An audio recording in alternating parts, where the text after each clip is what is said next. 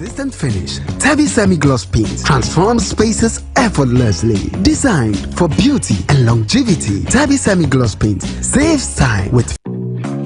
Hello, paint lovers! Welcome to 2025. Tabby Paint is excited to kick off the year with Tabby Semi-Gloss Paint, where innovation meets sophistication. With a superior coverage, a radiant glow, and a durable stain-resistant finish, Tabby Semi-Gloss Paint transforms spaces effortlessly. Designed for beauty and longevity, Tabby Semi-Gloss Paint saves time with fewer coats, whilst delivering vibrant and easy-to-clean surface that stays flawless even in the busiest areas or under harsh weather conditions. With Tabby Semi-Gloss Paint, every coat is a promise of quality and excellence. Elevate your walls and inspire your spaces with Tabby Semi-Gloss Paint. Tabby Paint, the choice for your amazing spaces.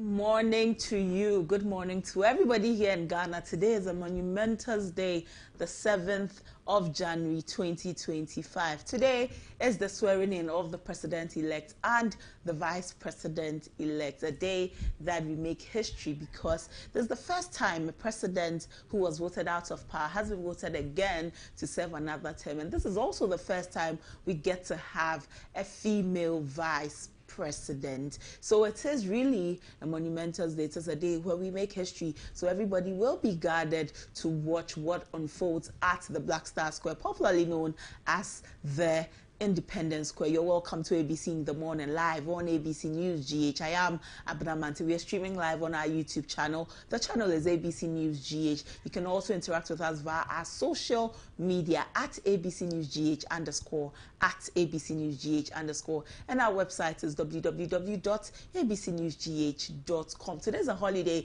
so most of you are at home taking it very easy. Maybe you're still in bed, but you're scrolling through your phone and watching some YouTube, where now you're watching us on ABC News GH channel. You've tuned in your TV to ABC News. We are grateful that you're watching us this morning. We promise to bring you very comprehensive conversation, especially about this new government that is forming.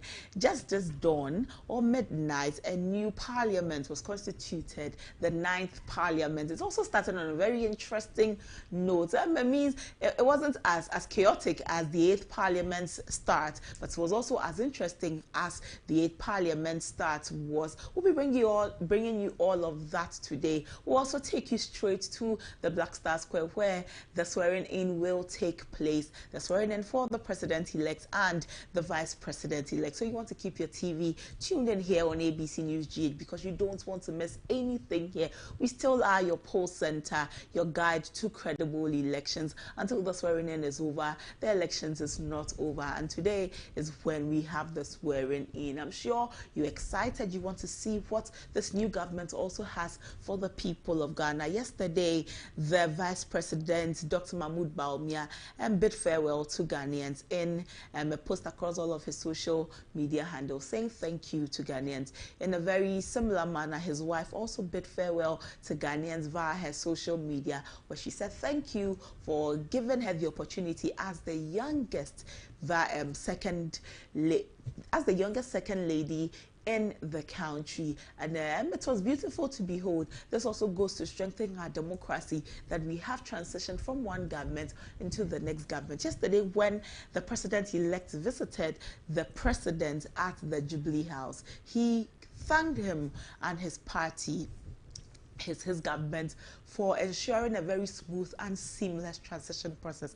This is what we stand for as Ghanaians, that we're able to go to the polls, come back and continue in a very cordial manner and look forward to the betterment of the nation. And it is for this reason why we continue to hold and guard jealously the democracy that we enjoy, the brotherhood, the sisterhood, the camaraderie that we all enjoy here in this country. It is a very proud moment to call yourself a Ghanaian. I am proud to call myself a Ghanaian, and I'm sure you're also proud to call yourself a Ghanaian. Today is also Constitution Day. 1992 Constitution has continued to hold strong throughout the years up until now. It is Constitution Day today. So happy Constitution Day to you, my friends, Ghanaians, my fellow Ghanaians. A happy Constitution Day to you. Today, like I said, is going to be a very interesting day. So you want to stick and stay with us here on ABC News GH, ABC in the morning. Let's take a short break. We'll be back with our front story.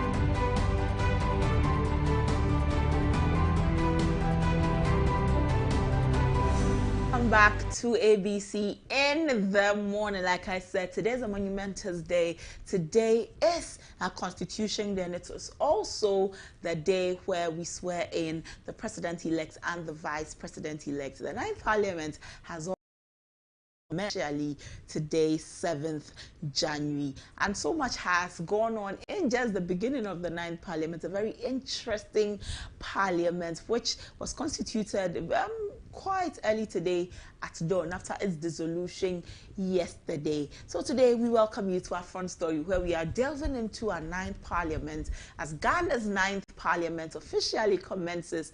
The swearing in of members of Parliament has become a subject of intense debate and legal contention. We'll tell you why there was some legal contention about this 9th Parliament.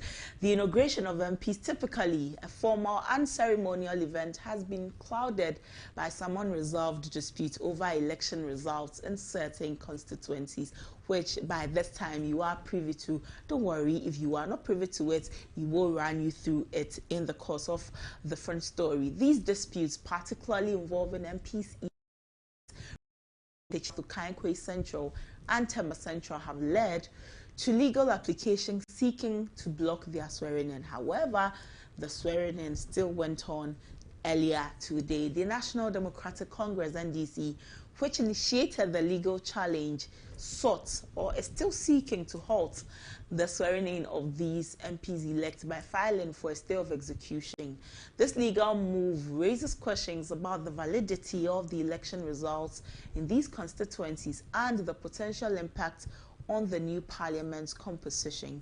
If the stay is granted, the swearing in of the affected MPs could be delayed, which would further complicate the functioning of the parliament and its inception. However, like I said earlier, the swearing in did not delay because these members were sworn in yesterday. Okankwe Central, Tema Central, they were all sworn in yesterday. The Clerk of Parliament, Ebenezer Jetro, yesterday, he presided over the inauguration proceedings, acknowledged the tension surrounding the issue. And during his comments at the swearing-in ceremony, he noted the complexity of the situation, which would require further legal clarity before the MPs-elect from the disputed constituencies could be fully recognized.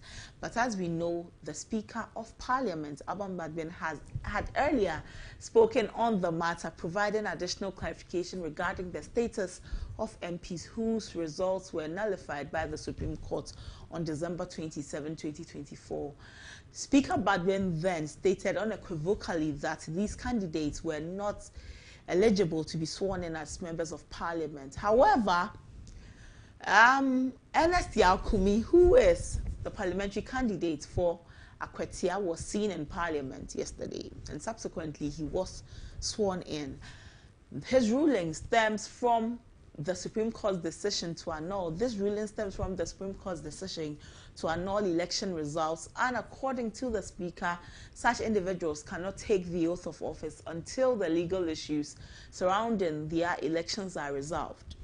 We'll continue with all of the conversations about this, but yesterday, Ebenezer Jethro, who is the Clerk of Parliament, addressed the issue about some injunctions that had been served, some court processes that had been served him, and let's take you back so that you are abreast with that. By the electoral,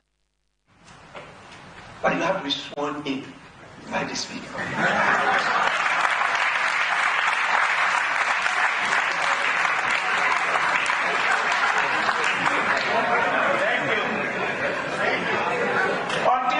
Sworn in by the Speaker, you name MP-elect.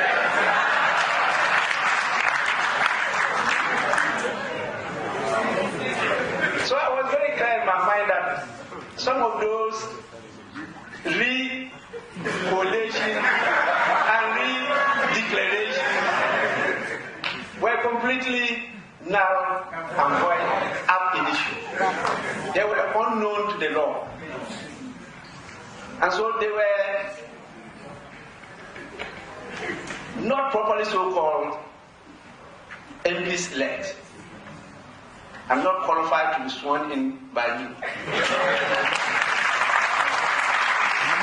My back is here.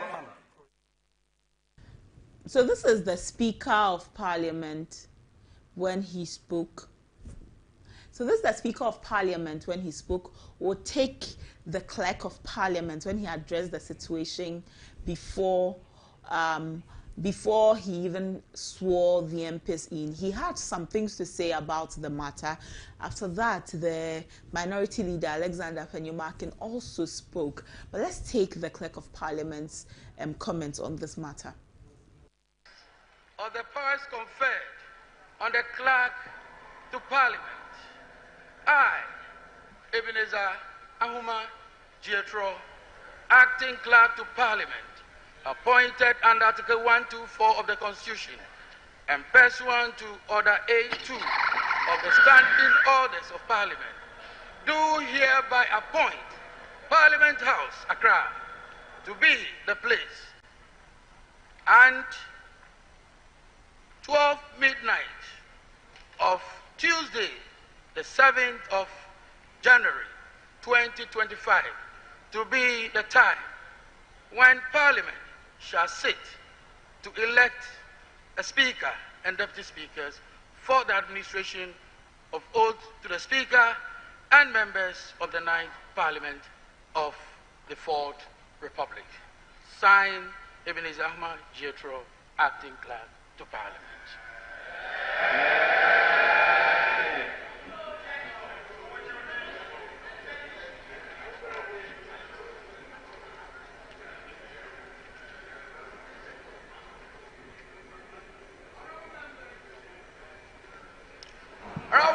Okay, let's elect. It is my honor to inform you that I have received from the Electoral Commission the writ of elections for the December 2024 presidential and parliamentary elections, and I shall proceed to read the communication from the Electoral Commission. Let me indicate that the writs came in sequence. I have 3 writs of elections. Some are supplementary writs of elections. The first writ of election was issued dated 23rd December 2024, addressed to the clerk to Parliament. And it reads, Dear Sir, submission of writ of elections for the parliamentary elections held on 7 December 2024. I bring you greetings from the Electoral Commission and trust that this letter finds you well. I write to acknowledge receipt of your letter dated 17 December 2024 with reference number PS/CS/027/34 on the above subject matter. Kindly find attached the writ of elections for the parliamentary elections held on Saturday, 7 December 2024 for 274 constituencies. Also attached is a schedule containing the names of the candidates elected pursuant to Regulation 43(2)(b) of the Public Elections Regulation 2020 CI 127. Please note that there are 2 constituencies which have issues with their coalitions. The Commission will notify you when the issues regarding the 2 constituencies have been resolved. So that is the first one. The second writ of elections was received on the 2nd of January 2025. It reads, the clerk to Parliament, Parliament of Accra, yes sir, submission of writ of elections for the Domi Kwabenya parliamentary election held on 7 December 2024. I bring you greetings from the Electoral Commission and trust this letter finds you well.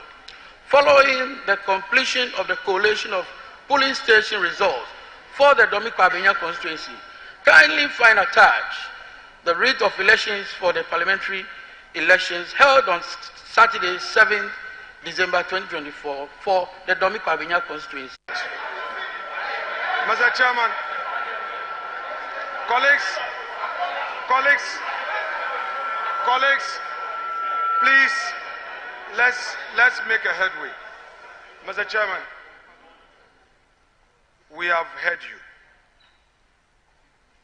This is a house of rules and procedure that is not in doubt. This is a house that relies on precedents. I just have a simple answer to the point you made, and I have the instructions of my respected colleague and fortified by the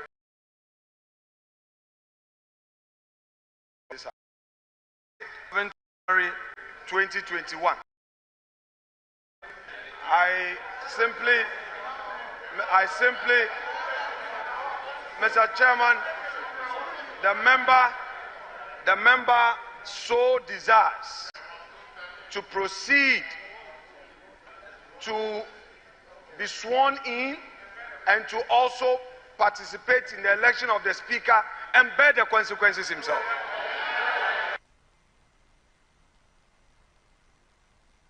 Chairman, yes, the minority leader has spoken. He spoke for the member. But Mr. Speaker, Mr. Chairman, since the member-elect is before this House, it will only be right for that member to speak for the records.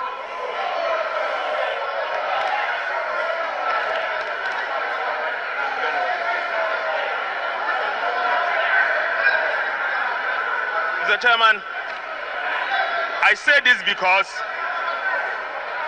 the court has issued an order. The said order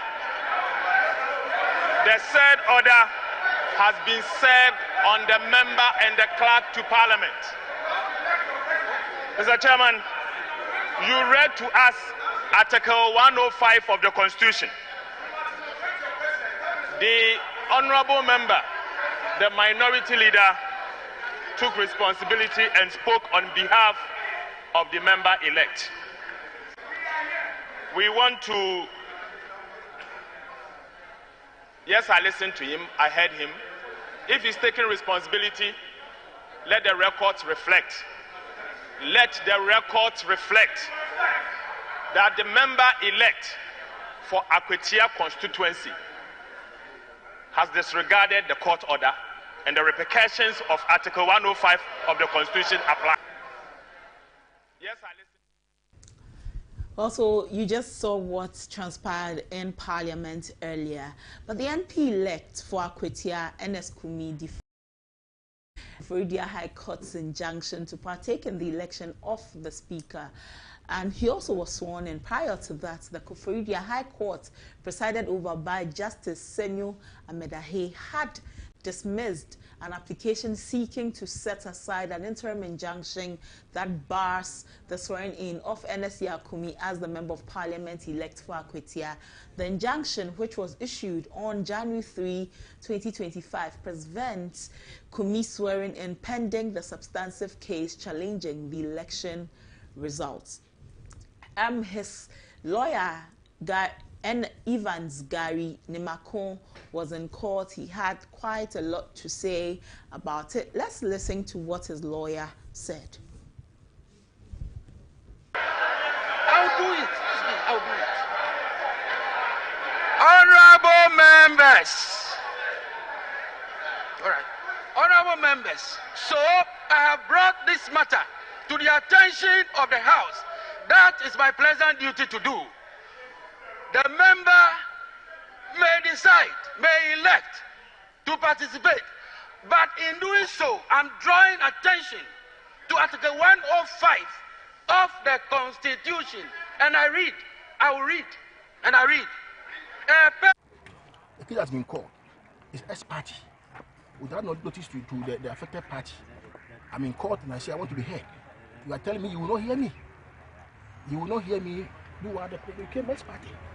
How do you come S-party just on the eve of swearing in? And the judge says I will not hear you. A lawyer, I will not hear you because you are not on record as a lawyer for the person. But they came S-party. They didn't serve the client. And I'm telling you, potential stands to be affected by the order that you are going to make. And so therefore, please let us hear our side. Make it on notice. Say I'm not going to hear you. We need to see. You are in the country.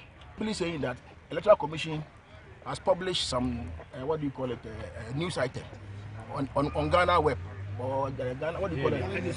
Ghana News Agency, and that amounts to gazetting. I don't know when, what do you call it, gazette. Today is a great day for us. You know, justice has been served. If you look at what that has transpired, you know, at Akwetia, it's really unfortunate we have to come this far. But of course, that is why the law is there, so that there will be remedies for such infractions of the law. We came here, and luckily, on the 2nd of January, the court granted us an interim injunction, you know, which is for 10 days, which was served. Because of that, NPP candidate obviously is not happy. You know, he came here on a Friday to file an application looking to set aside the injunction order. And it was served on us that Friday night. Then it was fixed for Sunday. I mean, I'm so trying to get over this because 23 years standing as a lawyer, I've never been summoned to come to court on a Sunday. But I'm obedient to the law. I respect the court. So I came yesterday together with my colleagues, and we argued that in the application. Even though under law, there's something we call short service. Because in law, before application can be moved, it must lapse for a couple of days before you can move the application. We tried to get the judge to understand the number of days required for us to move their application is not up to the 3 days required. The court insisted that he is going to proceed with to hear the application. So we proceeded to have the application heard as at yesterday. We argued it out. In fact, as at yesterday, when we left, we were very confident of today's outcome because we basically knew we had flawed the entire submissions that they made before the court. And the judge said that he wanted to go home and relax and write his ruling, so we should meet him today 10 o'clock so he can deliver his ruling. So we are here today, and he has delivered his ruling. He has dismissed their application to set aside the interim injunction order. So effectively, the order stays. It is still operational, it is still active. And so we know that Ernest Kumi will not be sworn in today because that will be in serious contempt of court. Any person who is aggrieved has the right and the law to proceed to court. Even when ruling or judgments are delivered and you feel you are not happy, you can proceed to the next level. I have heard my colleague, Gary Nimako, saying that he wants to go to the Supreme Court. Well, legal practice is our territory. And so wherever you want to go, we are ready to meet you. I don't see the basis for which he want to go there. But, well, if he says he wants to go there, we leave it for another day. And I'm sure over there too, we are going to floor him. Because we are on solid grounds. Even when ruling or judgments are delivered and you feel you are not happy, you can proceed to the next level. I have heard my colleague. So we just brought you some visuals from the lead counsels for the Okaikwe Central MP-elect or the parliamentary candidate for the NPP, and also lead counsel for the MP for Akwetia. All of these councils represented them in court because of the many issues surrounding the declaration of results. One that has stood out is the Akwetia MP's swearing in, because there is an injunction on his declaration. He, however, still participated in the swearing in and voting for the speaker. Let's head straight to the Eastern region, where our correspondent and my colleague Osei Mafo is on ground to bring us some updates from the Eastern region. Hello, Osei Mafo. Good morning. Morning, Abna. Osei, Akwetia, how is Akwetia like at this moment? Thank you very much, Abna. Abna, if we come to the Akwetia constituency this morning, everyone is going about their normal duty. Party supporters of the National Democratic Congress who are attending the swearing-in of the President-Elect John Dramani Mahama are all busy ensuring that they attend this occasion. So if you come to the constituency, everything looks very calm, no incident. Everyone is participating or going through their activities smoothly over here. Okay, but there's an injunction on the results. But the MP yesterday participated in all of the proceedings in Parliament. He was sworn in. He also voted for the speaker. He also participated in the election of the speaker. I won't say he voted for the speaker. In all of this, how is the NDC in Akwetia taking this, since there is an injunction on the results? Okay, so Abna, like you rightly said, as at 12:39 p.m. yesterday, when I was leaving the High Court, this was the ruling that has come, that the issue that was sent to the application, that was the interim injunction, which was granted Henry Boachi Yadom, barring Nnesi Akumi from swearing in, and Nnesi Akumi seeking the court to set aside this interim injunction so that he can go through the swearing-in process, was not granted. However, after yesterday's swearing incident, that was the swearing-in process, we've been trying to speak to the NDC's lead counsel for the party within the region, that is Isaac Minta Labi, on the happenings. However, we've been trying his contacts severally, and we are unable to reach him and get some feedbacks from him. Okay. But currently, if you come to the region, everything seems okay, everything seems very cool within the region as we speak. Okay. We'll be looking forward to hearing from you what the development will be in Akwetia, since now Nnesi Akumi has been sworn in, and when you're able to also establish contact with the NDC's lead counsel, would be glad to inform our viewers of any developments from this case. Thank you, Osei Mafo. We'll be coming back Thank to you very much. Thank you very much, Abna. So this is so far how far it has gone, and let's see how things will transpire following today's swearing in of the president, and when we're able to also establish contact with the MP himself, Nnesi Akumi, we will speak with him. You'd also remember that there was contention about the Tema Central seat, Ebi Bright and Charles Forcing. Yesterday, Honorable Dafia Metpo, who is the lead counsel for Ebi Bright, who was the parliamentary candidate for the NDC in Tema Central, engaged the media. Let's take a listen. Now, yes, stay of execution have been filed and served in respect of some constituencies, including Pandai, including Fantiakwa North, including Akwetia, including Okankwe Central, including Blakman North, Tema Central, Trobu, Techiman South, and there's one Obuasi East. Yeah, so these are the constituencies, about 9 of them, that are under litigation. Now, the appropriate thing to do as Parliament is not to swear them in. But if the minority arrive in a litigious mood and decides to insist that they be sworn in, we will not litigate it. We will allow them to be sworn in. In any case, the law is settled that a person can be sworn in until the final determination of a matter. So when the courts decide the matters on its merits and their supposed election is revoked or otherwise determined by the court, the appropriate remediable steps will be taken. Because today, we're in a happy mood. We are not in the mood to entertain any scuffle, any litigation. Whatever they demand, we'll grant it. Whatever they demand, we'll grant it. So we can have our speaker, our first deputy speaker, they can have their second deputy speaker. So tomorrow morning we can go and get the president-elect sworn in. Yes. So you don't want any chaos because you assume that could potentially affect all these events that you've lined up? Of course. You are aware for exactly 4 years ago. These are events that occurred and is supposed to be a guide going forward. You see, Sanchu wrote a locus classicus called The Arts of War. He wins who knows when to fight and when not to fight. You must know when to fight and when not to fight. You always win if you know this principle. So in order to win in life, you must know when to litigate and when not to litigate. So timing is important in everything. Today's timing is not conducive for confrontation because we have been inherited to exercise the executive power of state.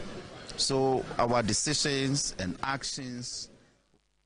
So that's the voice of Honorable Roxanne Nelson Dafia Metpo on this whole issue about court cases, election results, and the dispute. But we'll continue to monitor this story about courts, election results and all, and we'll make sure to bring you some updates on the state of this 9th Parliament. We know that it also will be a very interesting Parliament, but the South Dai MP, Roxanne Nelson Dafia Metpo, the legal counsel for Ebi Bright, said that they were actually okay, made a very comfortable day for the NPP, but we'll see how it progresses from there. That's all for our front story this morning. We'll take a break. When we come back, there's sports and some health tips. Stay with us.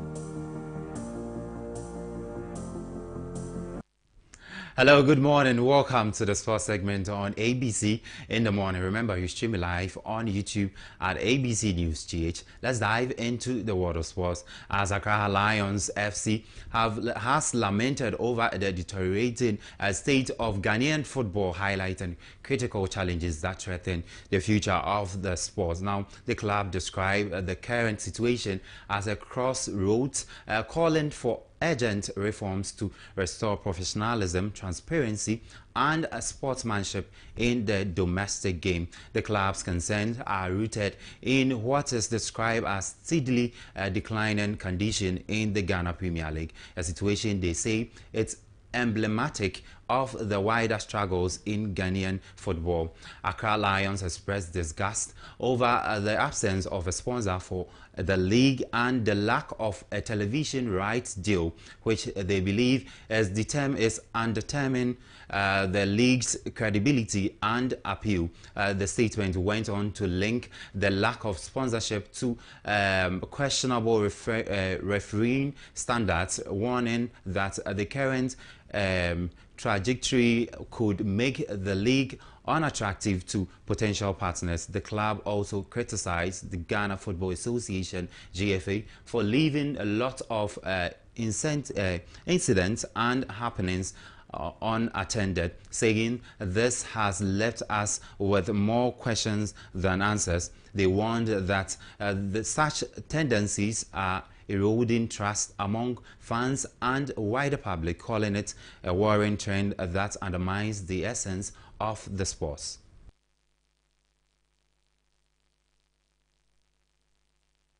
And now, Arsenal midfielder Thomas Partey has reflected on the team's 1-1 draw against Brighton and Albion on match day 19, emphasizing the importance of staying focused and resilient. Now, Partey admitted that the team was disappointed with the result, which saw them drop crucial point in their pursuit of league leaders Manchester City.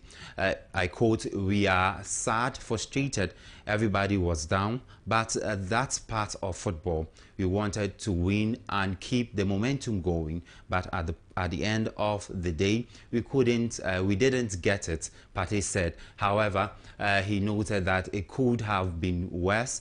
It is also a positive one because we did not lose, Partey added. With Arsenal now turning their attention to upcoming fixtures, Partey stressed the need for improvement and resilience. Now, Arsenal's next challenge comes in the EFL Cup semi-finals against Newcastle United today, January 7th, a match that promises to be a stain for Mikel's side.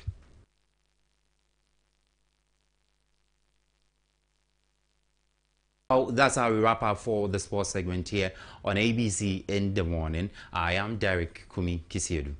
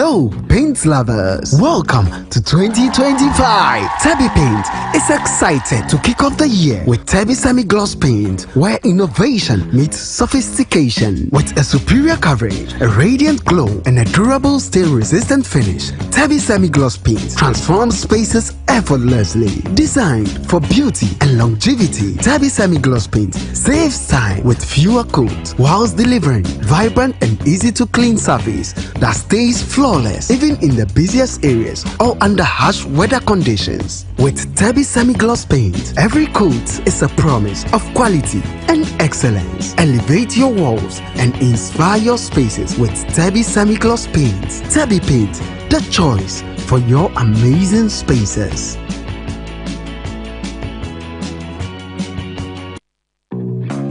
Hello, paint lovers. Welcome to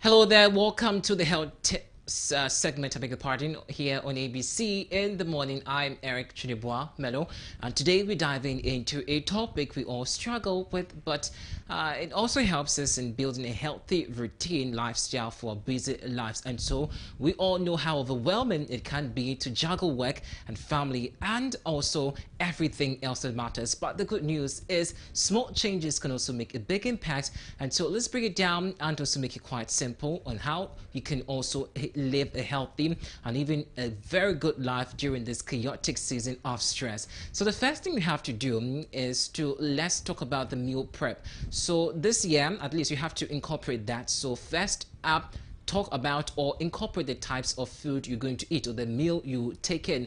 So we all know that eating healthy can feel like a challenging method when you're especially pressed for time, but little planning can also go a long way, and you don't also have to spend hours in the kitchen every night. So the key thing to do is to pick a day, maybe like a Sunday, to prepare a few key ingredients for the week, and think grilled chicken, for instance, roasted vegetables, or some whole grains, which can also help you. By doing this, you're also setting yourself up for easy, nutritious meal throughout the week, and also you can also mix the match with some ingredients from different meals and snacks. And here's a tip you have to follow. So if you're running short on time, try to also in batch cooking and you add your proteins or grains and keep them in your fridge for easy access, which can help you for this particular year, perhaps this month. So as we begin the year 2025, this is a tip you have to incorporate in your day-to-day activity. Again,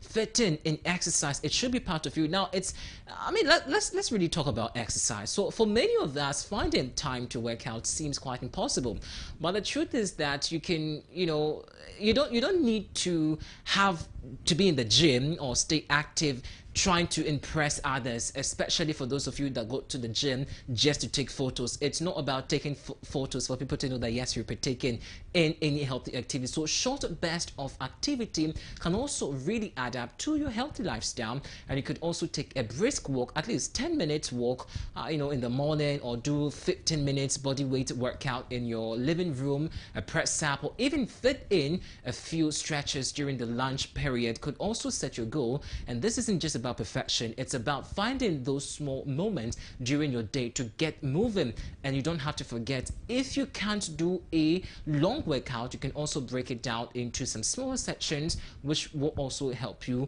and some benefits, and you also feel more energized throughout the day. And so at least incorporate exercising this particular month and as well this year. Again, mental wellness is very important for us this particular month and the year as well. So here's an area, and you know, our mental wellness is what we quite overlook. But how do we stay mentally balanced when life is busy with us? Every day we're going to a work activity, we're late. So it starts with taking small moments for yourself. So this could be a 5-minute breathing exercise in the morning, maybe journaling a few things you know you're grateful for in the bed, praying, or taking a yoga session, or for instance doing something you know when you wake up positively that could also make your mental health very stable for a few minutes to also reset your wounds, you know, and instabilities. Again, self-care is very important, and I think you also would have to consider that this particular year.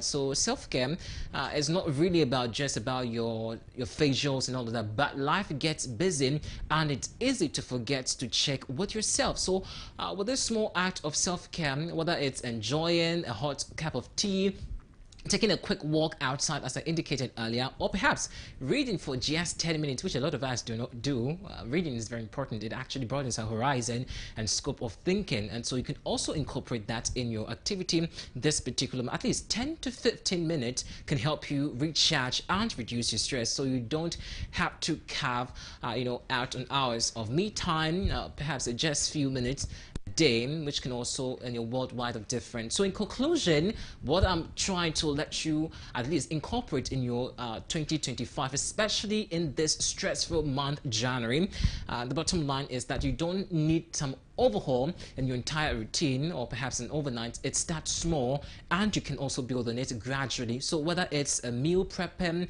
sneaking into a few extra steps, or perhaps taking time for mental wellness, the key is consistency. And even on busiest days like these, for instance, even though it's a holiday, most of you will still be active doing some things. These little habits can help you feel your best inside and out. So take one step at a time, and remember that health is a journey, not a destination. So once again, you have to incorporate all of this in your day-to-day activity. Well, since it's a holiday, perhaps you can take advantage of this and practice them right in your homes. I'm Eric Chunibwamelo, and that's all time would allow for us to discuss on the health segment here on ABC in the morning. The show continues shortly after this break. Do stay.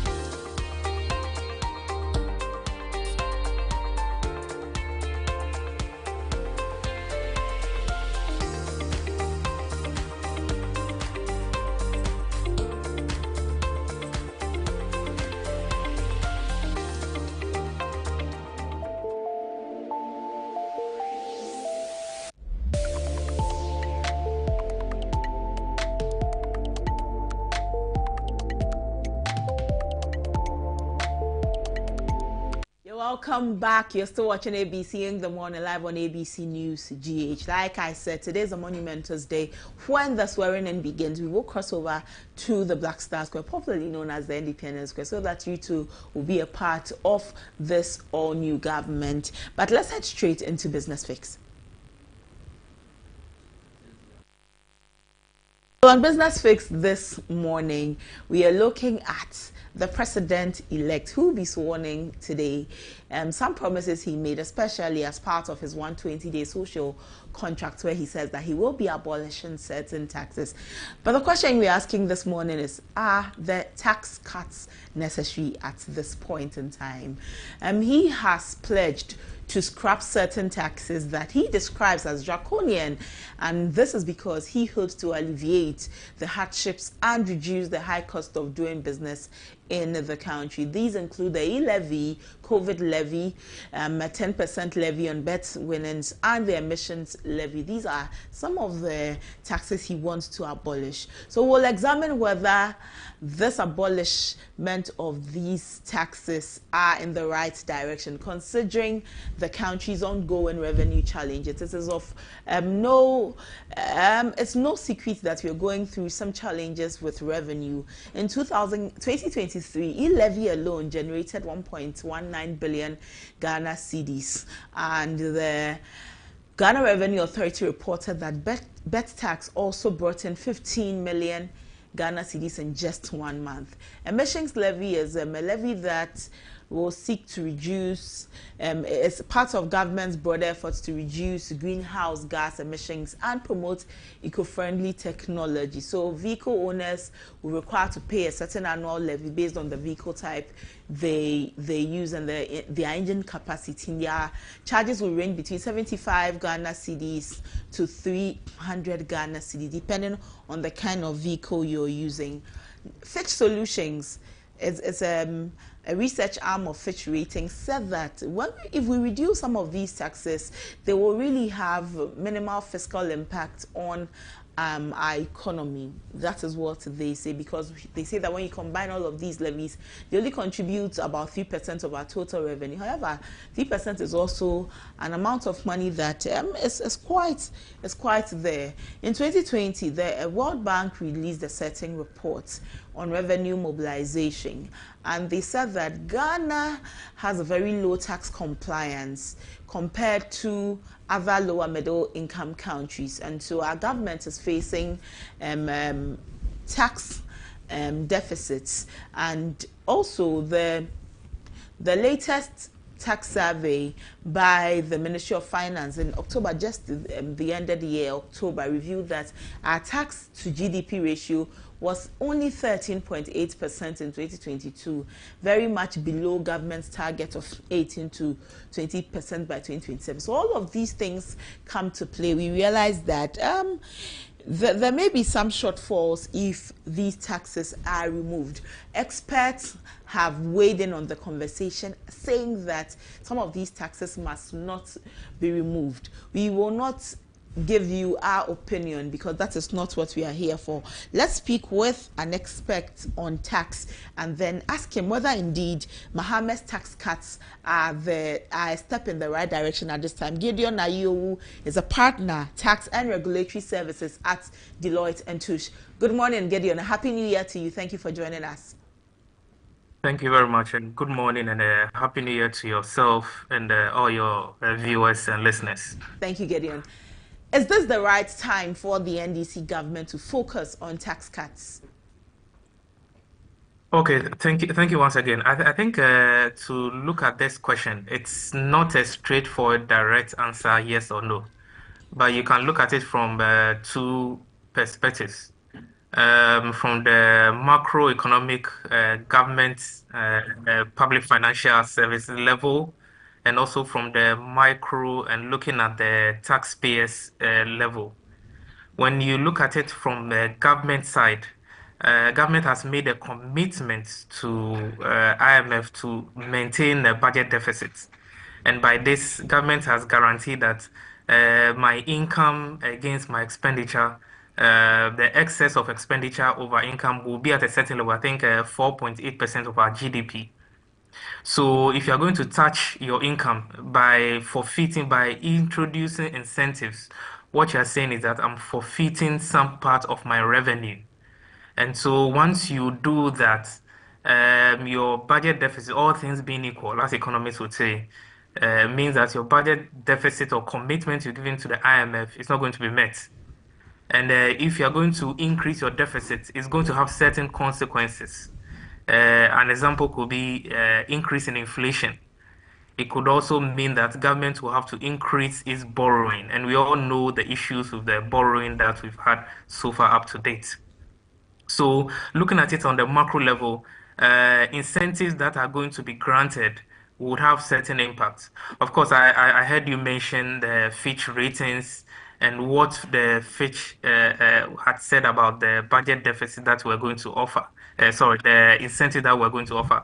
Of course, it's true that it's not really significant. If you look at the COVID-19 levy and the e-levy, it's as of June this year, 2024, based on the Bank of Ghana reports, it provides, I think, 1% for COVID-19, then 1.4%. So on the whole, the two amounts shouldn't be much. But of course, it's going to have an impact. 1% against our budget deficits, it's going to widen it, and it's also going to have impact. But its consequence is going to be minimal. So what we are now trying to say is that if government is going to issue this incentives, what it actually means is that they have to make sure that they provide corresponding or an equivalent reduction in the expenditure. And so all the expenditure that government incurs or will propose to incur in 2025, they should then be able to look at that. All things being equal, if you're not going to get replacement for tax revenues or incomes into the economy, then government has to look at slashing down some of the expenditure. And we all know how difficult it is for any government anywhere to say they are reducing expenditure. So something has got to give. I also, as I mentioned, I also look at it on the taxpayer point of view. And you talk to any business owner, any business MD, if you want to reduce taxes, this is something that is very much welcome.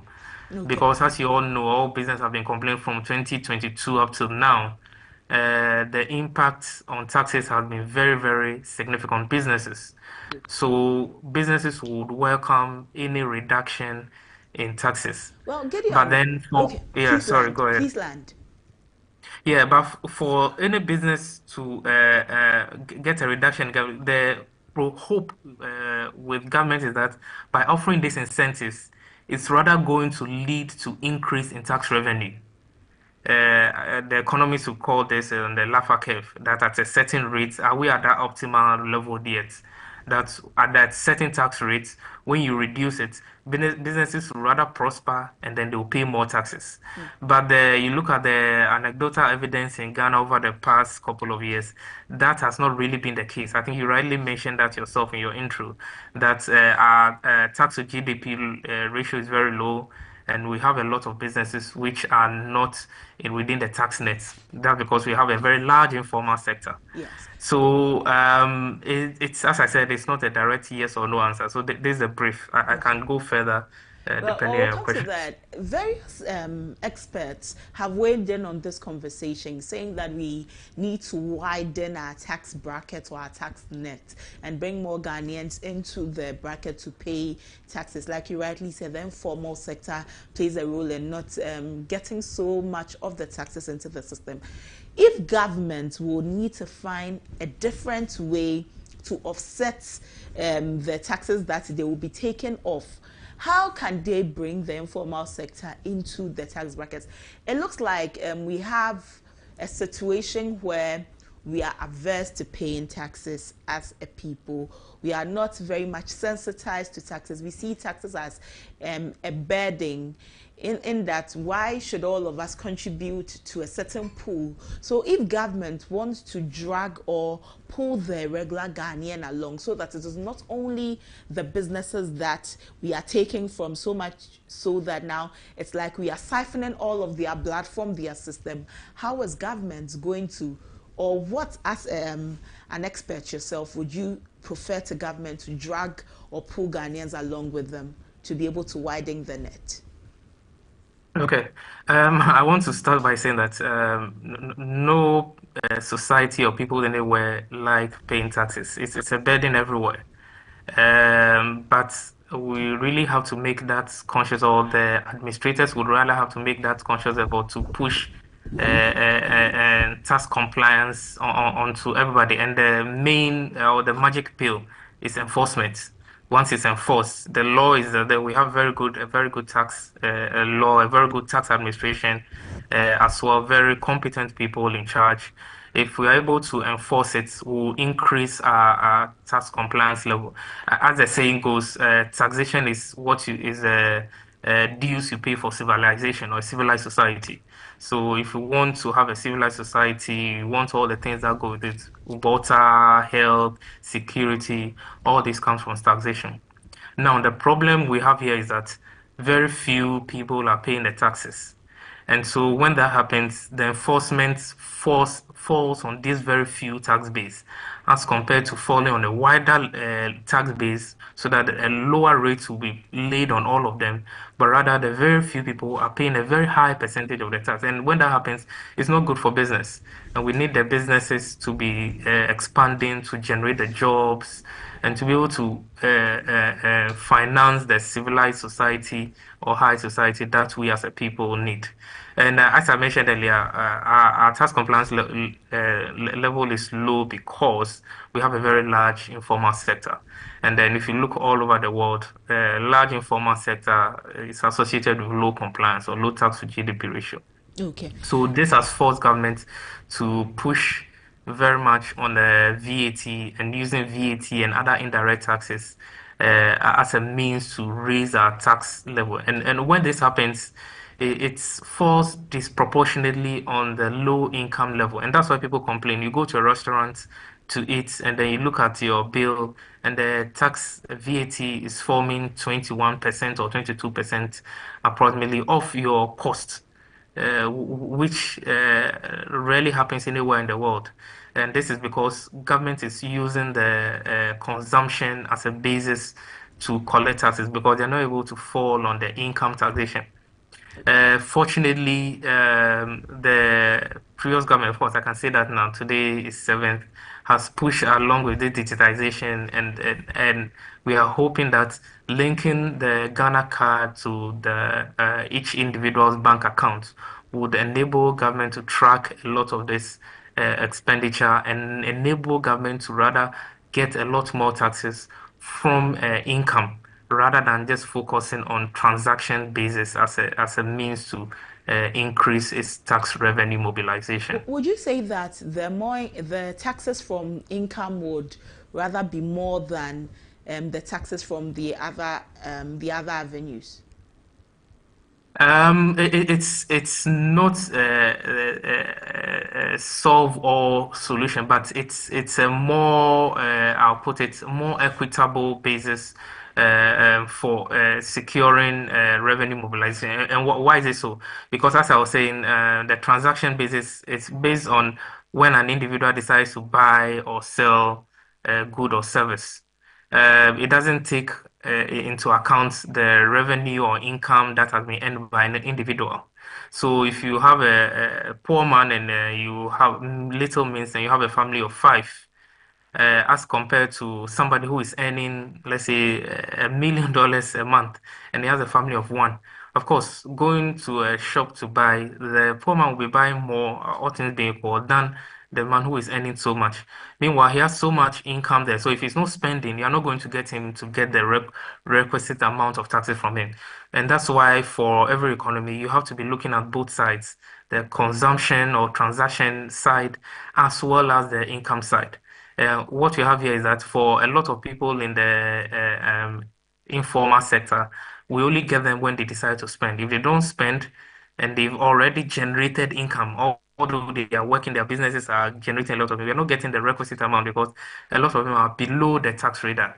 And when this happens, the people with little means are made to pay a lot more. When you're importing goods, there's, of course, everybody complains, vehicle tax on imports on vehicles and machinery and so are so high. So that it's also includes or adds to the cost of living situation in which we are, because we import a lot of food, we import a lot of materials and things, and this has all added to the increased inflation that we are going. So if government is able to rope in a lot more of the informal sector on the basis of the income that they generate or earn, it should lead to a higher tax compliance level for us as a society. There are some informal sector workers who are paid under the table. Quite a number of people do not receive their salaries through any channel. They are paid off the record and all. Isn't their best bet? Isn't the government's best bet of receiving taxes from them via the goods and services they pay for? If government wants to really get money from the income, shouldn't government be looking at also compliance with these companies who are paying under the table? Yes, right, and that's where the comment about the enforcement comes in. As I said, of course, the transaction basis is one of the means, but shouldn't be the main level all over the world. If you look at the tax structures of all the advanced economies, income generation or income forms a major part of revenue mobilization for any government. So for us to increase or improve upon our tax compliance rates is an area that we have to focus on.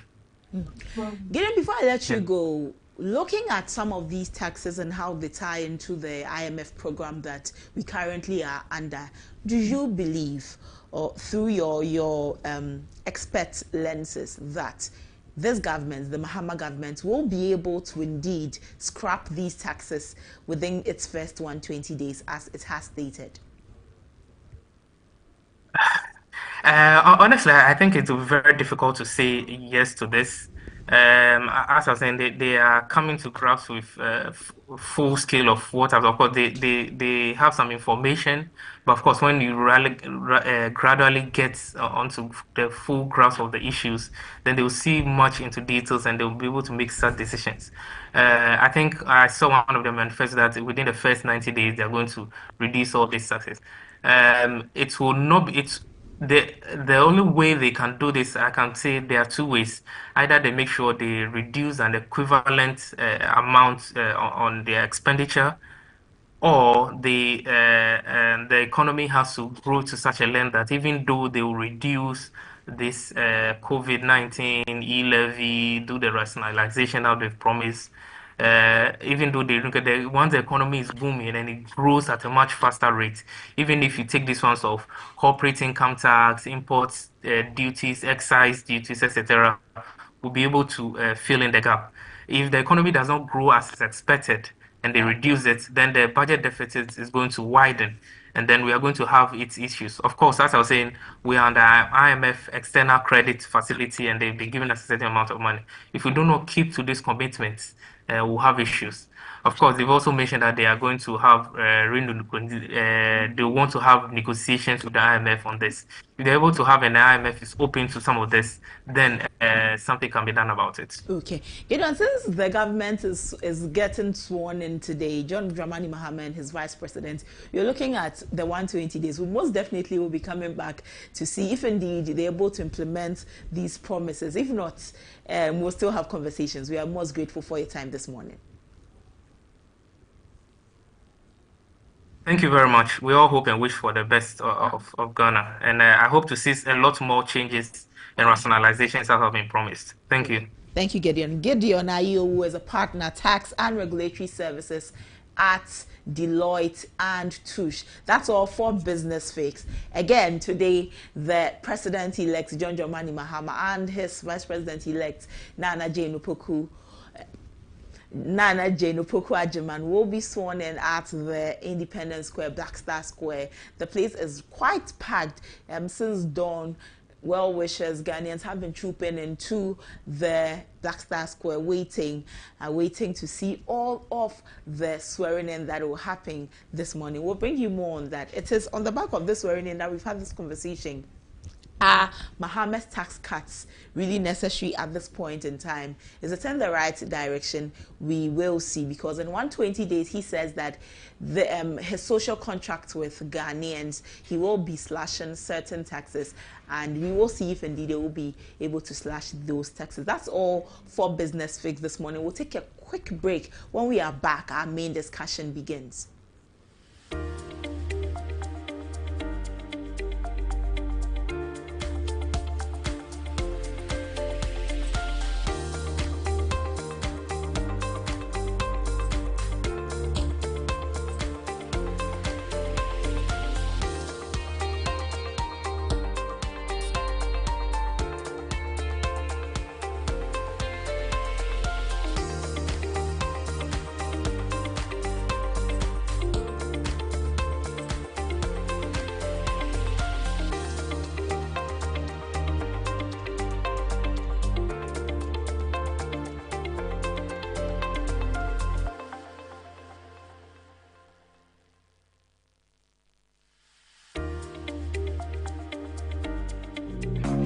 Hello, paint lovers. Welcome to 2025. Tabby Paint is excited to kick off the year with Tabby Semi-Gloss Paint, where innovation meets sophistication. With a superior coverage, a radiant glow, and a durable stain-resistant finish, Tabby Semi-Gloss Paint transforms spaces effortlessly. Designed for beauty and longevity, Tabby Semi-Gloss Paint saves time with fewer coats, whilst delivering vibrant and easy-to-clean surface that stays flawless even in the busiest areas or under harsh weather conditions. With Tabby Semi-Gloss Paint, every coat is a promise of quality and excellence. Elevate your walls and inspire your spaces with Tabby Semi-Gloss Paint. Tabby Paint, the choice for your amazing spaces.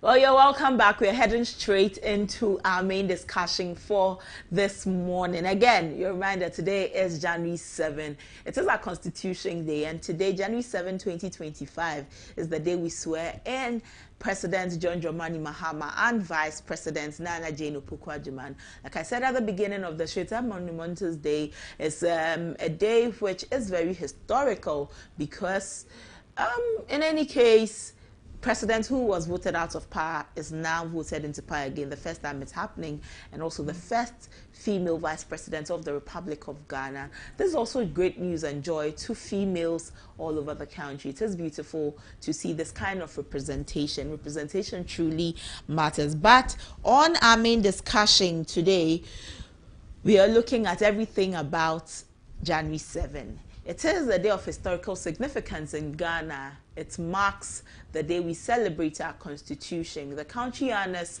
its unwavering commitment to democracy, celebrating the adoption of the 1992 constitution that laid the framework for governance, rule of law, and individual freedoms. Concurrently, the pinnacle of today's event will be the official inauguration of John Dramani Mahama as President of the Republic of Ghana. This marks the beginning of his second term in office, and the ceremony will be held at the Black Star Square, popularly known as the Independence Square in Accra, with heads of state, high-profile dignitaries, traditional leaders, foreign envoys, and thousands of Ghanaians expected to grace the occasion. Earlier in the day, the 9th Parliament of the 4th Republic of Ghana was officially inaugurated, marking the commencement of a new legislative session after the dissolution of the 8th Parliament at midnight. Alban Sumana Kingsford Badman continues his role as the Speaker of Parliament. He is the Speaker of the 9th Parliament after his renomination by the National Democratic Congress and subsequent support from members of Parliament. During his speech, he called on members to uphold the Constitution, prioritize national interest, and work collaboratively across party lines. However, as we mark this day, this constitutional day, in the midst of the flurry developments, critical questions remain. Has the 1992 Constitution truly served the people of Ghana? How can the Constitution evolve to meet the aspirations of its people while preserving the stability we have enjoyed all through the years? The 1992 Constitution was birthed out of a tumultuous political history, ending years of military rule and ushering in a democratic era. It has since served as the framework for governance, protecting human rights, promoting the rule of law, and ensuring periodic elections. Under its watch, Ghana has enjoyed over 3 decades of uninterrupted democracy, an enviable record in Africa. But amidst these successes, criticisms abound. Many argue that certain provisions in the Constitution are outdated or overly empower the executive arm of government, undermining checks and balances.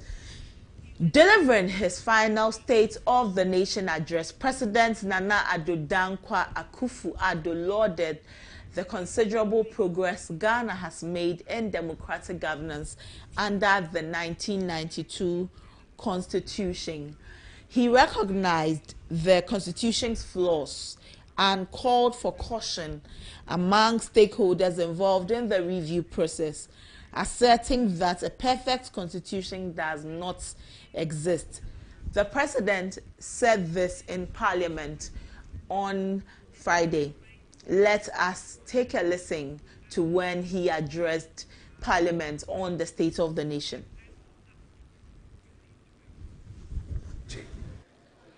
Mr. Speaker, it's a subject that continues to attract a lot of public discussion, and that is the call by some for a review of the 1992 Constitution, under which we have operated in this Fourth Republic for the past 32 years.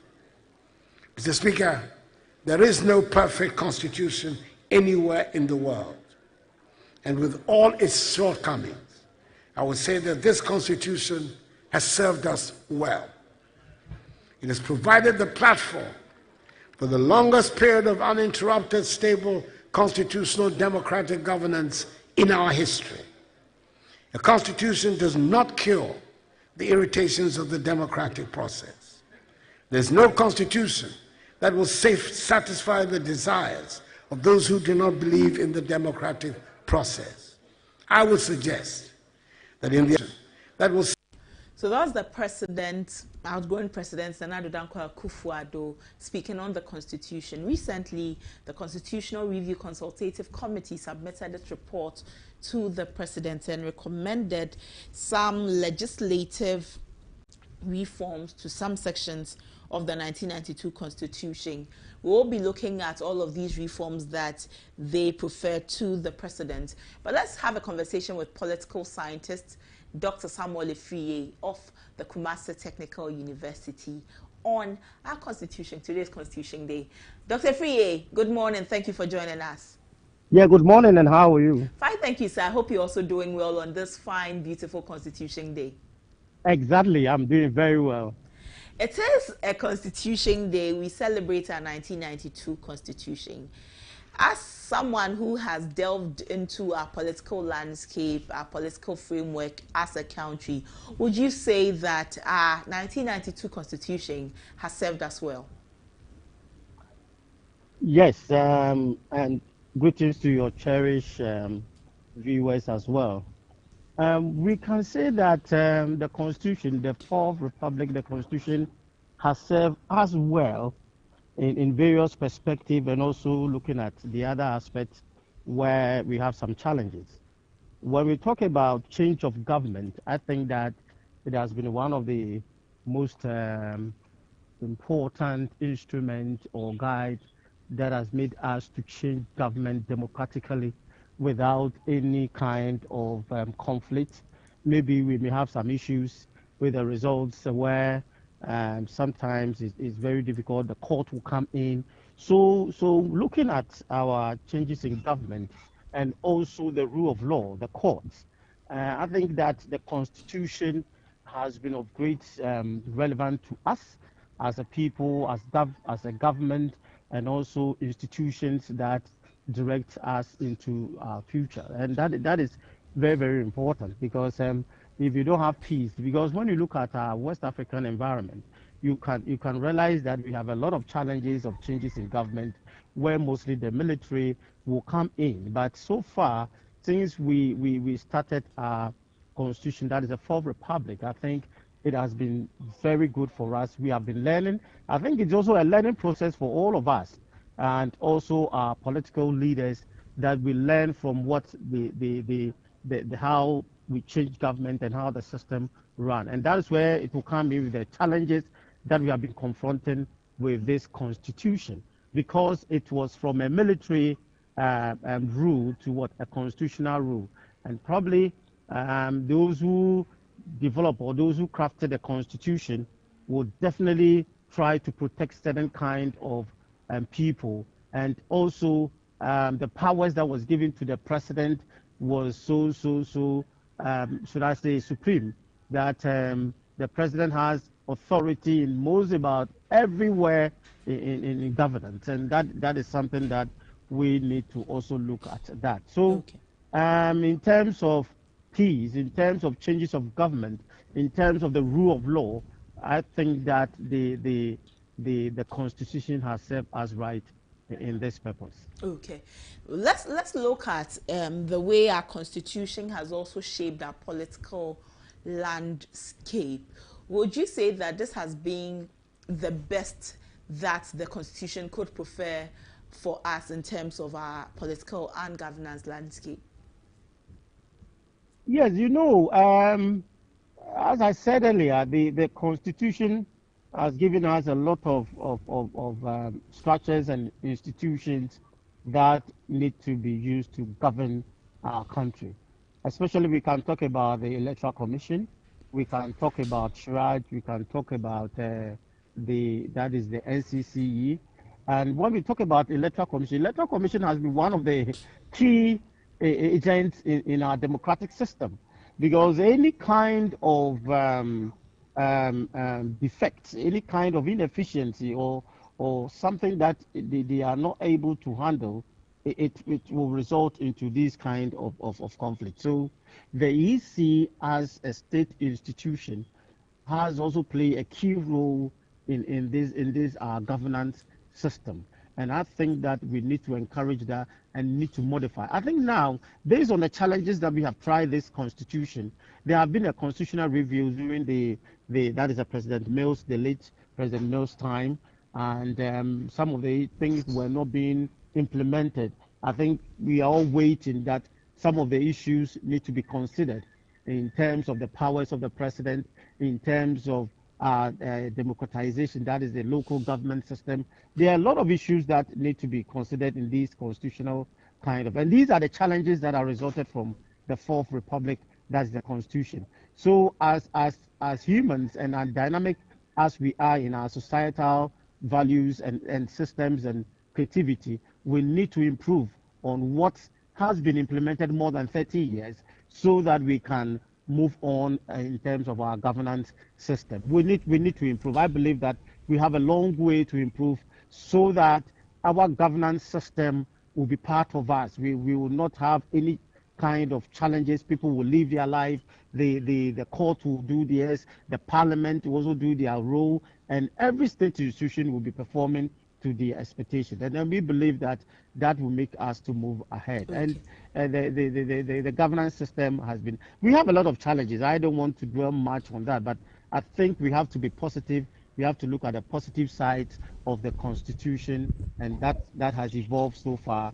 And I think that Ghanaians need to be proud of ourselves. Okay. Dr. Fiye, the Constitutional Review Consultative Committee put together some suggestions, or they put together their report to the president. As part of this, they said that we should cap the number of parliamentarians to 277. So the size of parliament should be constrained or confined to 277.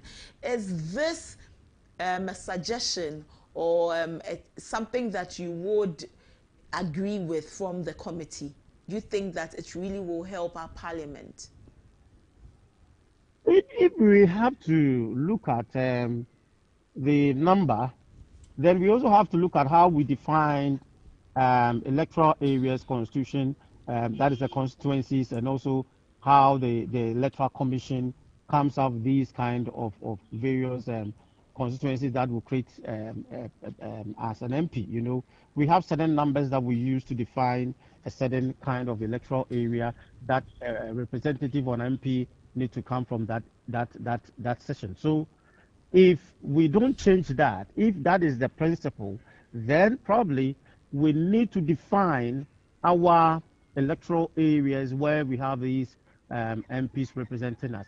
And that one will also be very, very, very critical, because if we have to define it in terms of the numbers increasing, then some jurisdictions will go under existing kind of areas. That is the constituencies, or let's say the electoral areas. So I think that we need to be very careful. If that is a suggestion, the suggestion that they are making, and that is good. But we also have to redefine how we represent the people who represent us in parliament. We need to find how we select them or how we elect them, and how these electoral areas are being defined and how they are being crafted.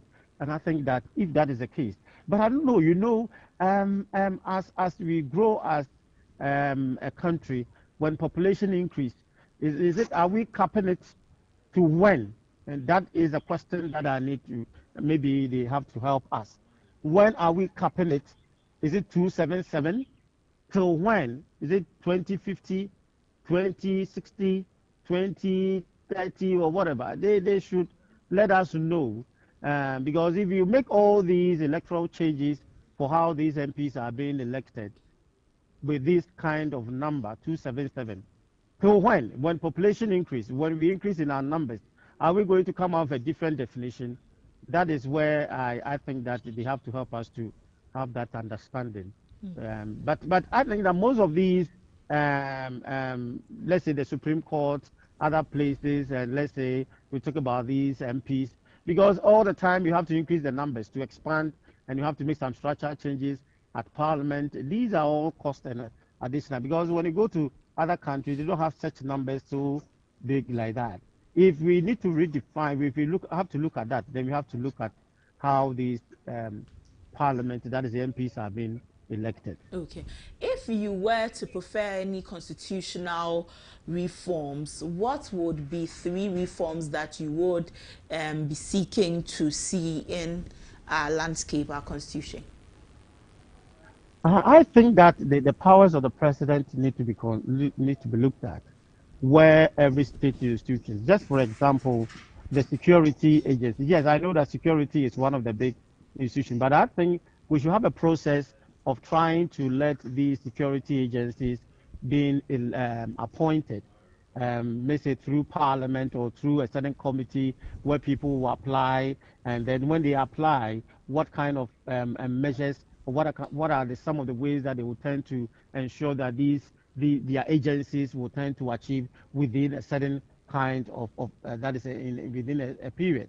At the same time, I also think that we also have to look at, I think it includes the, that is EC, police, and other state institutions. Also, we look at where the judiciary, also we have to make sure that the role of president will be limited because of everything is, all judges supposed to be appointed by the president. They need to have a system where these, even though they go through parliament, but I think that we should have that kind of independence where these state institutions, even though in our governance system, in government, we can talk about separation of powers and also checks and balance.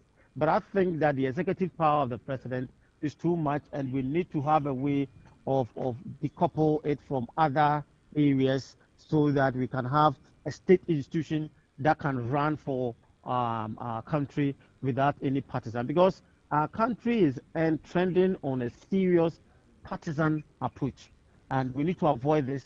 And if care is not taken, we will end up politicizing every institution in this country, and this needs to be avoided at all costs when we are reviewing the constitution. Okay, Dr. Fiye, today President John Dramani Mahama and Vice President Nana Jane Opoku Agyeman are going to be sworn into office. What are some challenges and opportunities available for the Mahama administration as this new term begins? Before that, I have to congratulate President Mahama and also the Vice President, Professor Nana Jane, which is from academia, tend to be a politician. So I would say that they fought and they have won. And this is historical in the sense that within the Fourth Republic, their leadership or their results supersedes all kind of results that have come to become a president. And also the first time of having an absolute control in parliament, especially when the numbers has increased and you have more control in parliament. And the gap between the president, that is the one that is elected, and the one that lost is so big. That shows the confidence that the people of Ghanaians hold for this, that is president. And President Mahama has also been one of the experienced leaders that this country we cannot miss, in the sense that he has been a vice president, being an MP, a minister, at least from the governance system from the bottom, he has been one of the best. And he has been a president before, a vice president before, an opposition leader before, opposition for 8 years, and coming back. So for him, I see him as a president that mistakes will not be part of his governance, meaning that he has a lot of experience from outside and within, that he has no excuse for making major mistakes in his governance. And that is what we are looking at.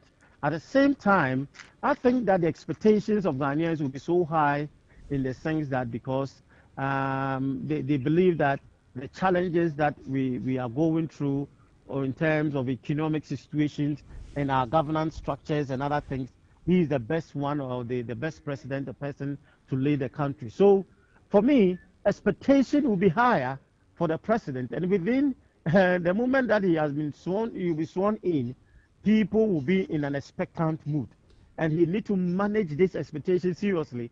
If not, you have a lot of challenges in his governance. And also the vice president, I believe that she is a woman, first time. That is also one of the novelty, or that is something that has come to our country. First time a female vice president, that encourage women, that encourage young ones, that encourage society, that women are not being seen as one of the competing opportunities for positions. So I think it also serves its own kind of purpose. And I believe that we are all very happy to see him to succeed. But he may have a lot of challenges from the economic point of view. A lot of challenges might be coming if he still continue to to look at how taxes, because don't forget that we are still on IMF condition, and we cannot have things to do on our own.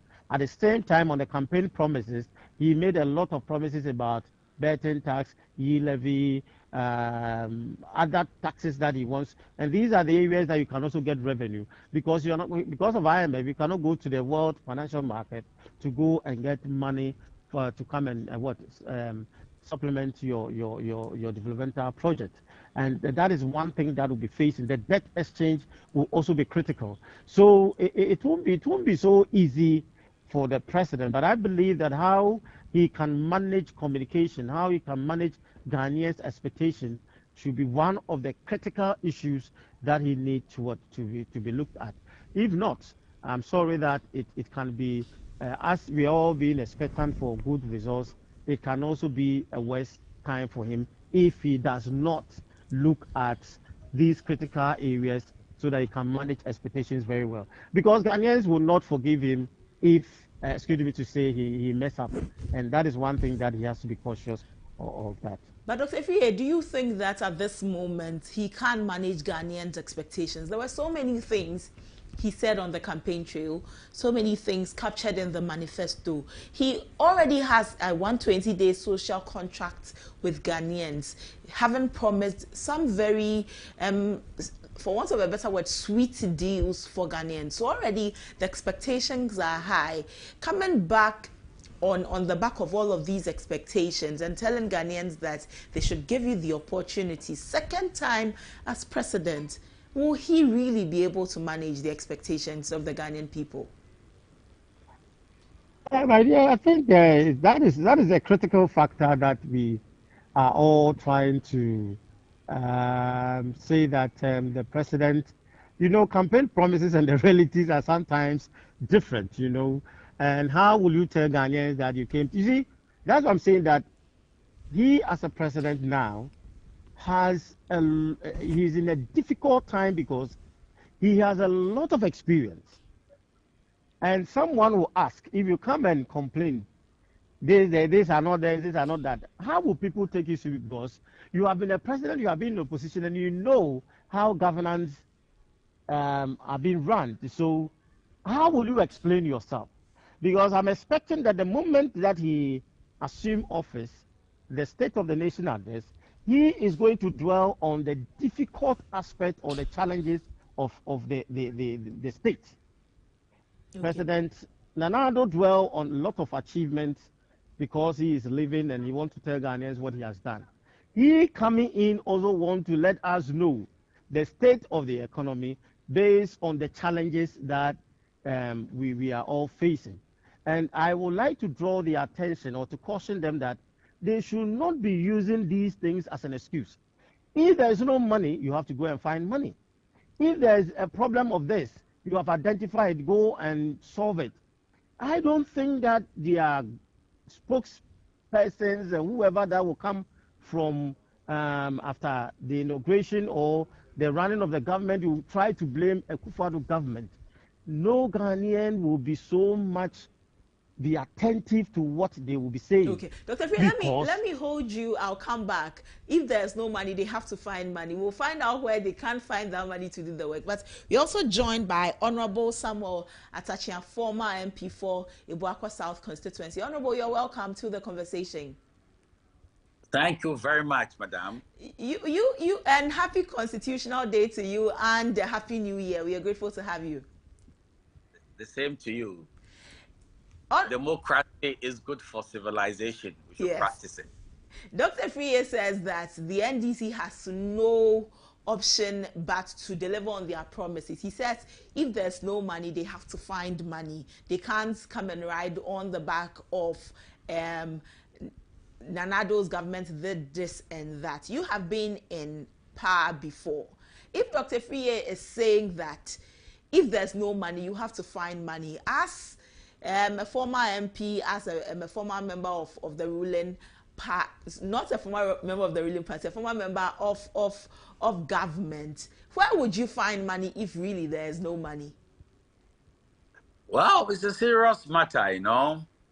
It's a painful situation that sometimes the good people of Ghana should differentiate between campaign promises, competence, and then when you succeed through whatever you said or because of the state of the economy, I mean, you sway the poor to your side, who always want to find a reason why a government should be booted out. The economy is not good.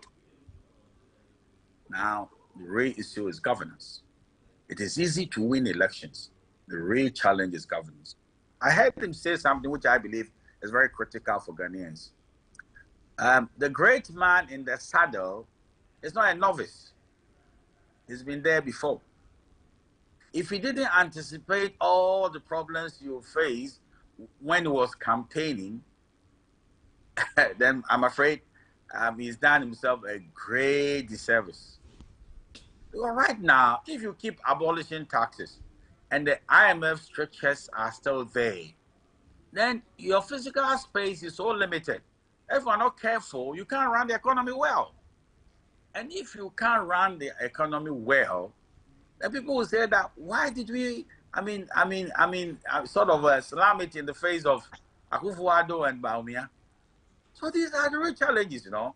I can't see a situation with somebody saying that I've been a president before, given all the things that we went through, I'll do a stakeholder consultations for 120 days. For what purpose? That you come to terms with the problems you want to solve? So I'm not with the greatest of respect, I'm happy for him. I pray he succeeds, but he's in a very, very challenged corner. If he's not careful, the same anger that was turned on us will be turned on him. Okay. You thought you have the panacea for a quick relief in terms of the economic difficulties, but it's been worsened. And that is what we should look at. The rest of it, they are just empty rhetorics. You shouldn't pay any attention to them. Okay. Honorable, I'll come back to you. Let me let Dr. Friye land with his submission. I'll come back to you about some things about our constitution. Dr. Friye, you say that John Dramani Mahama's government will have to find money whether there is no money. But you also, again, a very astute analyst in this political landscape. Don't you think that if he comes to the Ghanaian people, talks to the Ghanaian people, that yes, these are the things I said, but however, after assuming office, some of these things would have to wait a bit. The Ghanaian people are an understanding people. Don't you think they will give him the leverage for a little time to regroup? Thank you very much. And once again, let me also greet Honorable Atacha, respected MP Minister, and my special greetings to him as well. And good to be with him to have that chance to have a discussion. You know, when I say you should find money, it's like, you know, you know the situation, and you know what is going on. So if you think that you are coming to scrap all these taxes, you should find money. And I think they know how to get money, because I know that they may try to abolish some taxes and reintroduce another one with different names. That can be an option, but it will have the same tone. Maybe they want to come up with free SHS taxes, and they will abolish COVID levy and will abolish betting tax, and they will just put it there, maybe 5% or 10%. So for me, it is like there's no excuse for President Mahama to tell us that we don't have money, we don't have that, because what you said to the public, the citizens, for them to vote for you, you know that there were no money. People were complaining. People knew what was going on, and they put their trust in you to come and solve it. And as I said, President Mahama is different from all the presidents that has come, because he has an experience here and there. And Ghanaians will not pardon him to come along with what excuses. That's where I'm coming from. So you identify the problem. I believe that when the State of the Nation address, you draw much on the difficulties and the challenges that the Akufo-Addo government faced, And I think he will try to play to come up with a glooming picture of the state of the economy. That is clear. That is fine. Nobody will disagree with you. But if he's not careful and dwell on that, then Ghanaians will ask, what are you doing to solve it? And that is where, so he has to be very careful about not picturing a lot of glooming picture of the economy and trying to think that he wants to make or paint that government bad and then come out with an excuses. But he has to know how to manage. I'm saying that one of the major critical factor upon all the economy, whatever, is how to manage Ghanaians' expectations. And for the few months or 3 months ahead, I think that if he's not able to manage it, I'm sorry that Ghanaians will not forgive him, and that will be a serious dent on the NDC government. Okay. So, my dear, I think that Mahama, President Mahama is in a critical. I wish that he succeed, but he has to manage Ghanaians' expectations. He should tell us the truth and tell us the measures that he is putting in place to solve our problem. And by then, Ghanaians might be sympathetic or empathize with you of your situation and give you some space, because Ghanaians are not waiting for any space. 120 days. For what? I ask myself. So you were not able to identify all the solutions to solve Ghanaian problem. Is it now that you are coming to give us 120 days?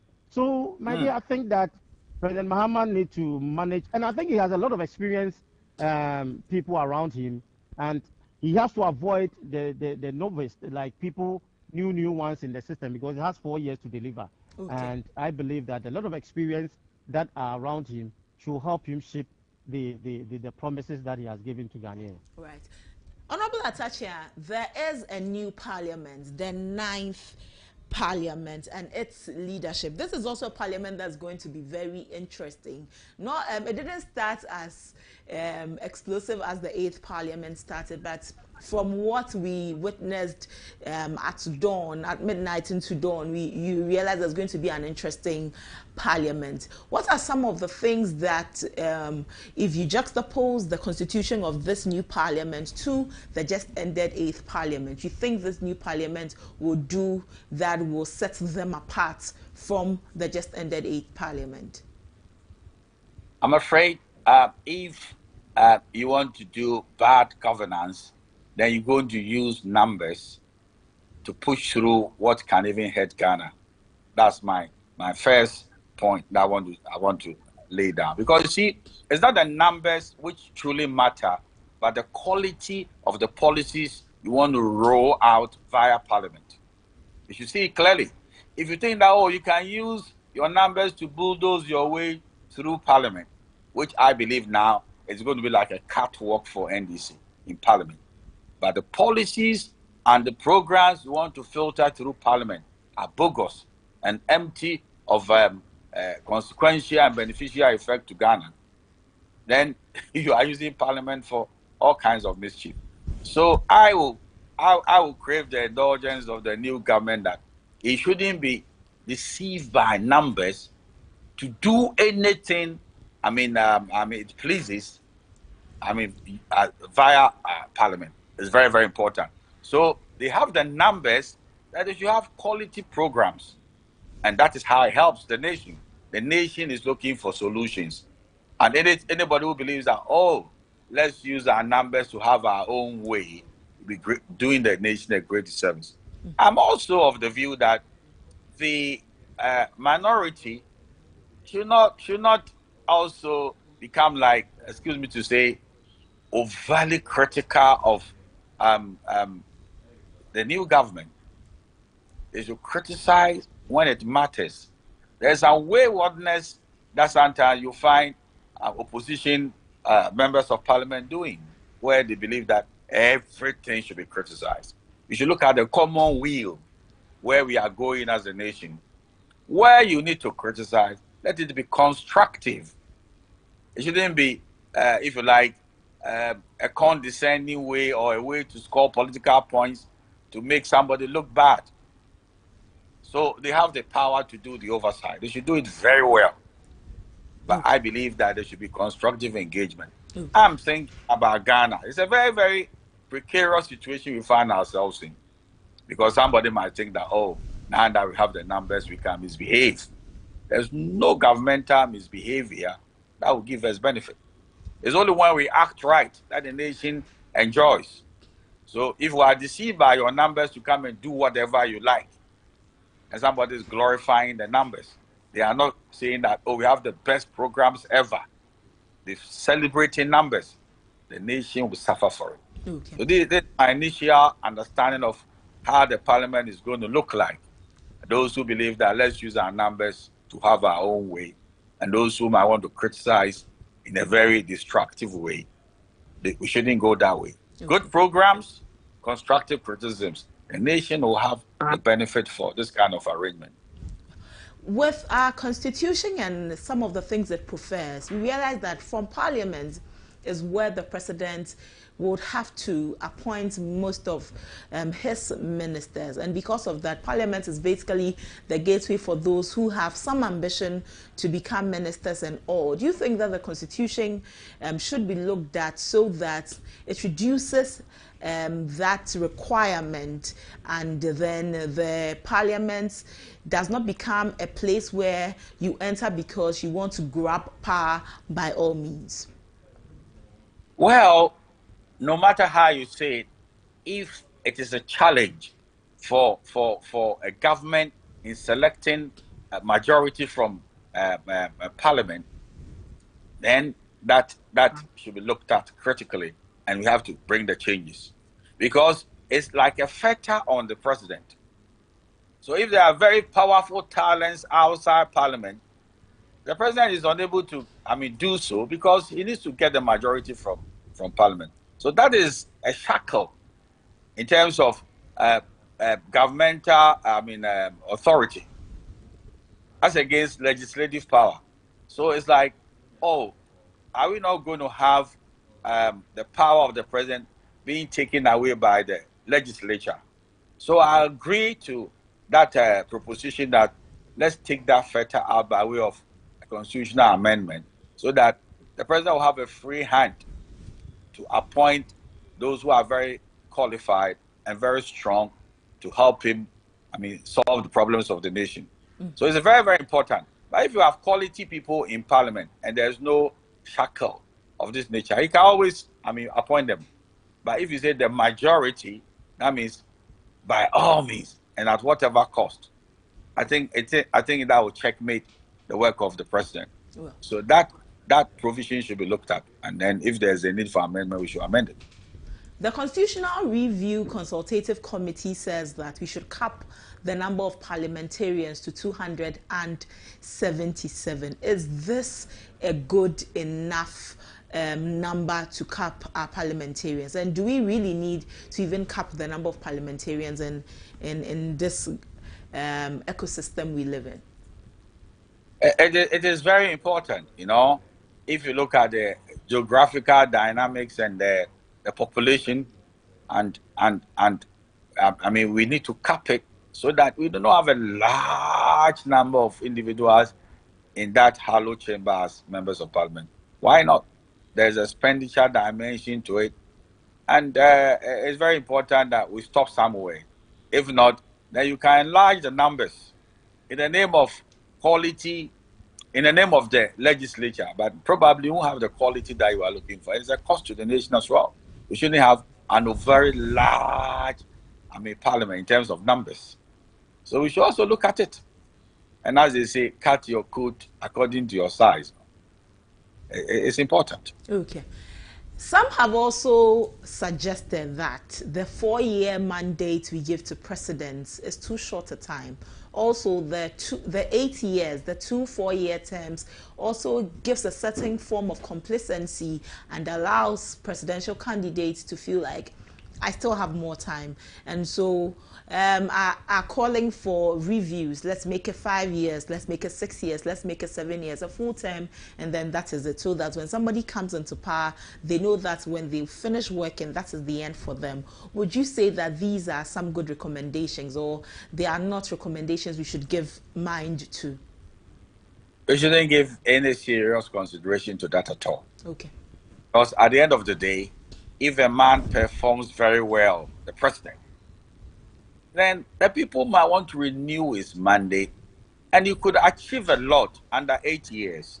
If he's complacent, that is his own embarrassment. You understand? So it is not what the Constitution says, which is bad, but those who are operating the Constitution.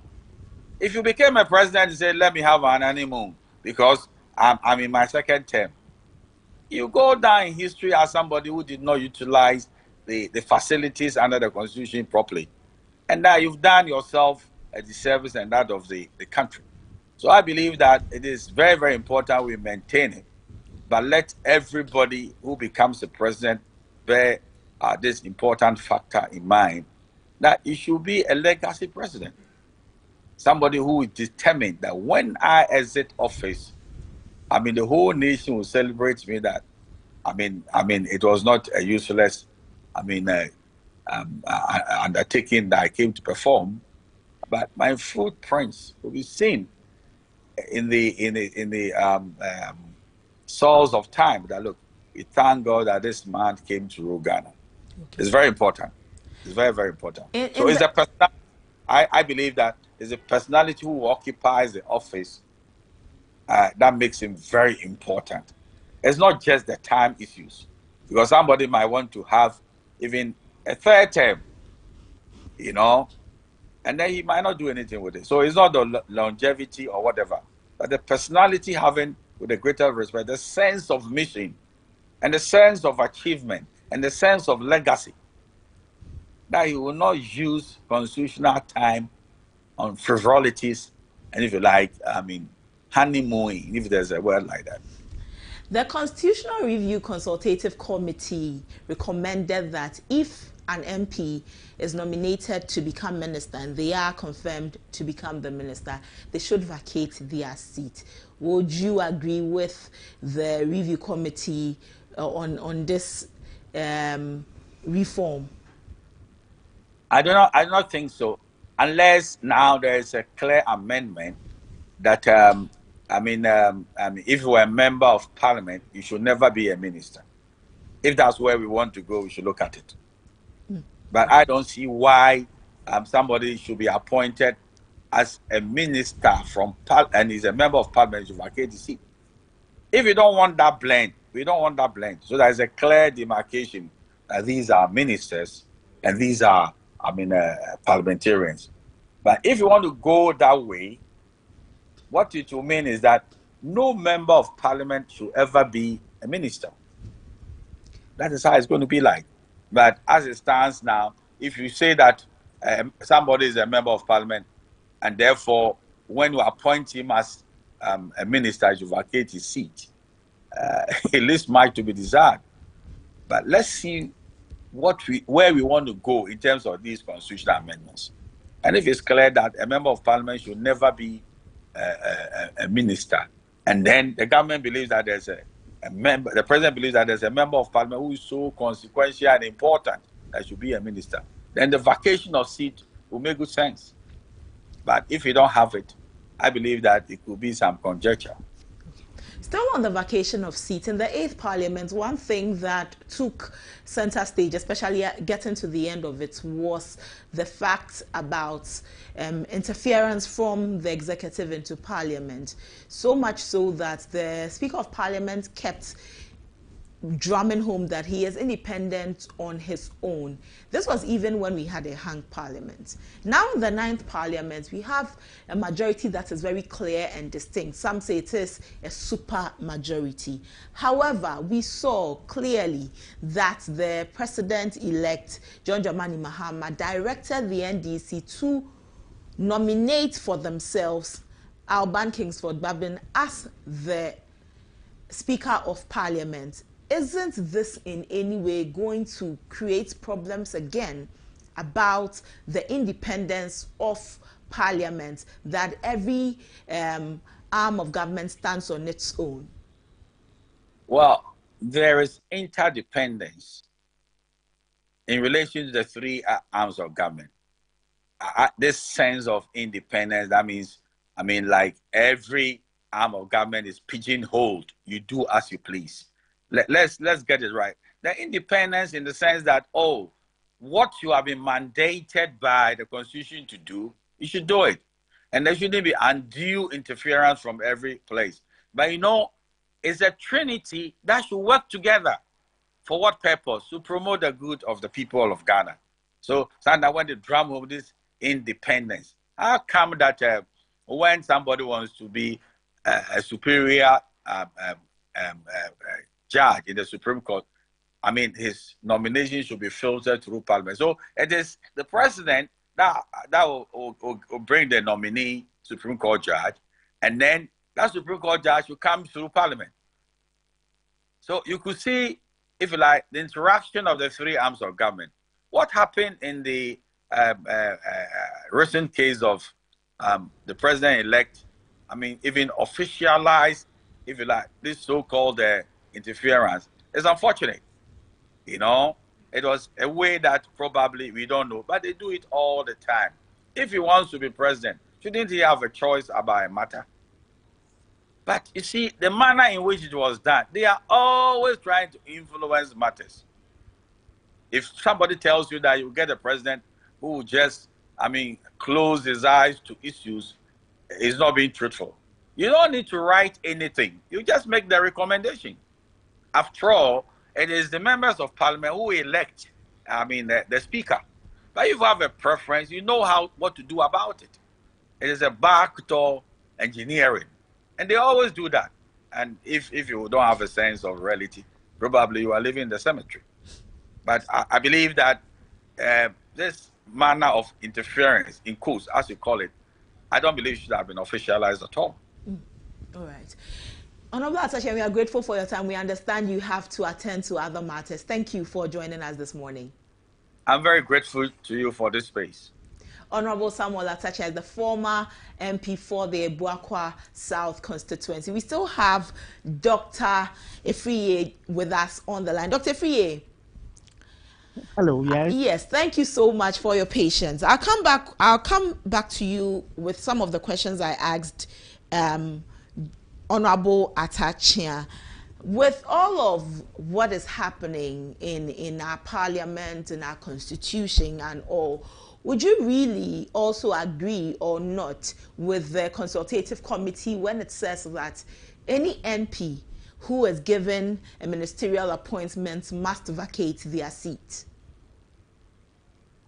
I think that is yes and no. It depends on the number. If most of them are being to be appointed for parliament, and I agree to what Honorable Attaché has said that some of these numbers we have to decouple how the presidency or the executive tends to influence parliament by ensuring that they appoint a lot of these MPs from parliament, and that is what I think that it needs to be looked at. So the numbers for those in that position, I think we have to select some from parliament, but not most from parliament. So because of certain kind of relationships, certain kind of coordinations, we need to have some from parliament, but not absolute all of them. Because even if you appoint somebody to be in charge of Minister for Parliamentary Affairs,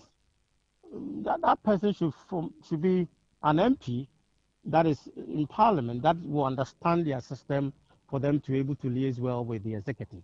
So these things, I think that we need to discuss that, sort ideas, and the better way to improve our governance system between the executive and parliament. Do we really need a review where a president has just 7 years or 6 years to be in power and that is all for them? Do you think it will really facilitate the democracy we are building and encourage these leaders to make sure that they really deliver on their mandate? I also agree to what Honorable Attaché said. The number of years is not relevant here. About first time, 7 years, 5 years, no. That is why we have been given 4 years. If you're able to perform to the expectations of Ghanaians, then they will give you another 4 years. And I think that 8 years is enough for what you can do for your country.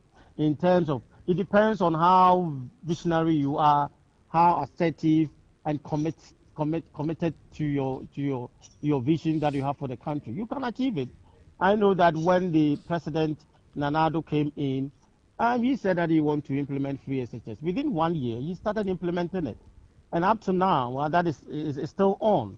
So it's not a number of years. If you have a number of years and you cannot get the right leader or visionary leader, you might waste the country resources just like that and waste our time. So I believe that the 4 years is okay. It depends on how you manage it. You tell Ghanaians what you're able to do for them. If you're not able to do, you tell them. I think that politician has to learn how to make use of time, to make sure that they try to do what they can do as against when they are in the campaign trail. You know, it has been there's now a problem between what they say on campaign trail and what actually they come and do it. They will just say things to people, but when they come, their relatives catch them, of which they are even aware. Most of them will be aware of the country situation because the data is available for you to know what the country is heading to. But they will not be looking at that. They will be looking at the promises to convince Ghanaians that they can do it. But when they come, then they will tend to have excuses of that. So the number of years, I am not of that view, and I don't support that. If you are able to deliver on 4 years, Ghanaians will give you another 4 years. And I think now the trend is like, let's give each president 8 years. 8 years will change. And I think that that is also one thing that we all have to encourage. Okay. With this new parliament, we've had conversations with you on it on several occasions. But finally, it's been constituted. Alban Bagbin is now the Speaker of the 9th Parliament. He continues his term.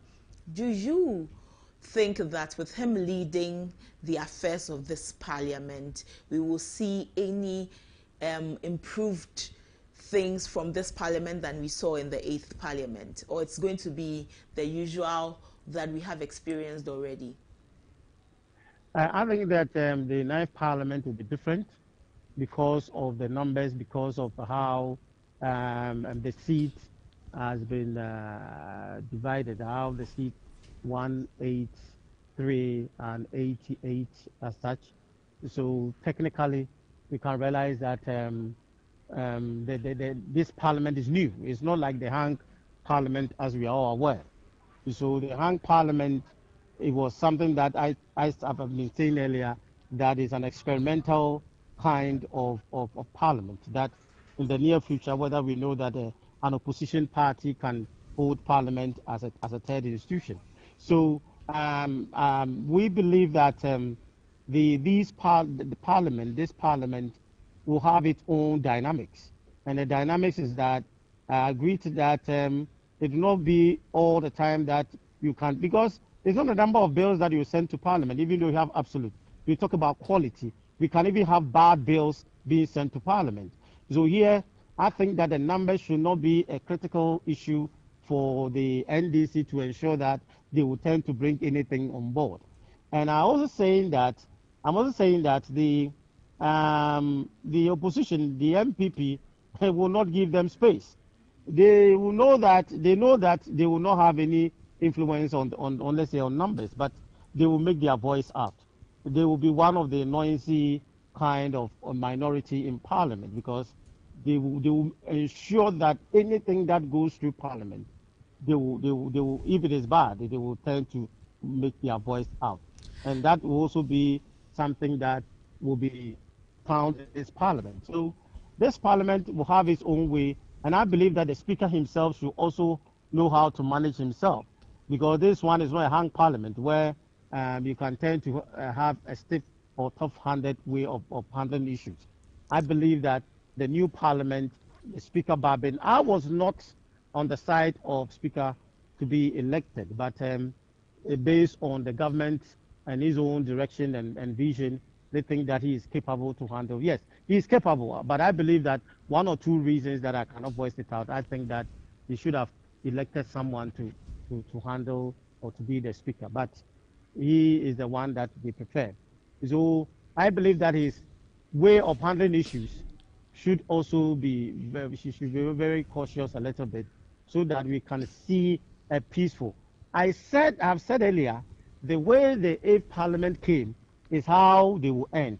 The way that the 9th Parliament has begun will end up the same way. So anything that you start, if you're not careful, you will end up in that way. So I believe that is a new beginning for the 9th Parliament.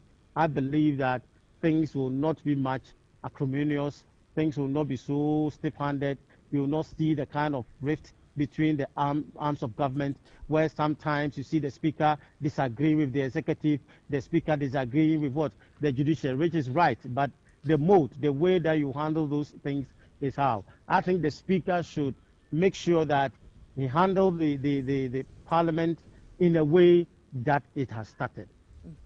Some say that this supermajority the NDC has, although it is going to be the blessing for them, may be the bane for them. It is what may cause some cracks, some rifts, and fail the party in certain ways. Do you agree with them that this huge numbers they have in the party may be what will pose challenges for the party itself?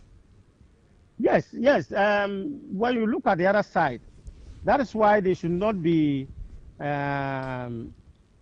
overjoyous about the numbers, because it's about how you make use of the numbers. At the same time, how to ensure that these numbers come out with quality laws, quality bills to ensure that the country is governed well. That is where the matters will be. So if you think that is a rubber stamp where you can send anything, you can have bad bills as well. And that can also result in your governance that which might also end up your 4-year term if you intend to continue. So it's something that they should not be much amused about the numbers, but they should ensure that they make use of it well at the right time as well, so that they will not abuse their numbers for their own parochial interest. Affirmative action and what Nana Jane Opoku Agyeman's assumption of the vice presidency also does for affirmative action here in Ghana.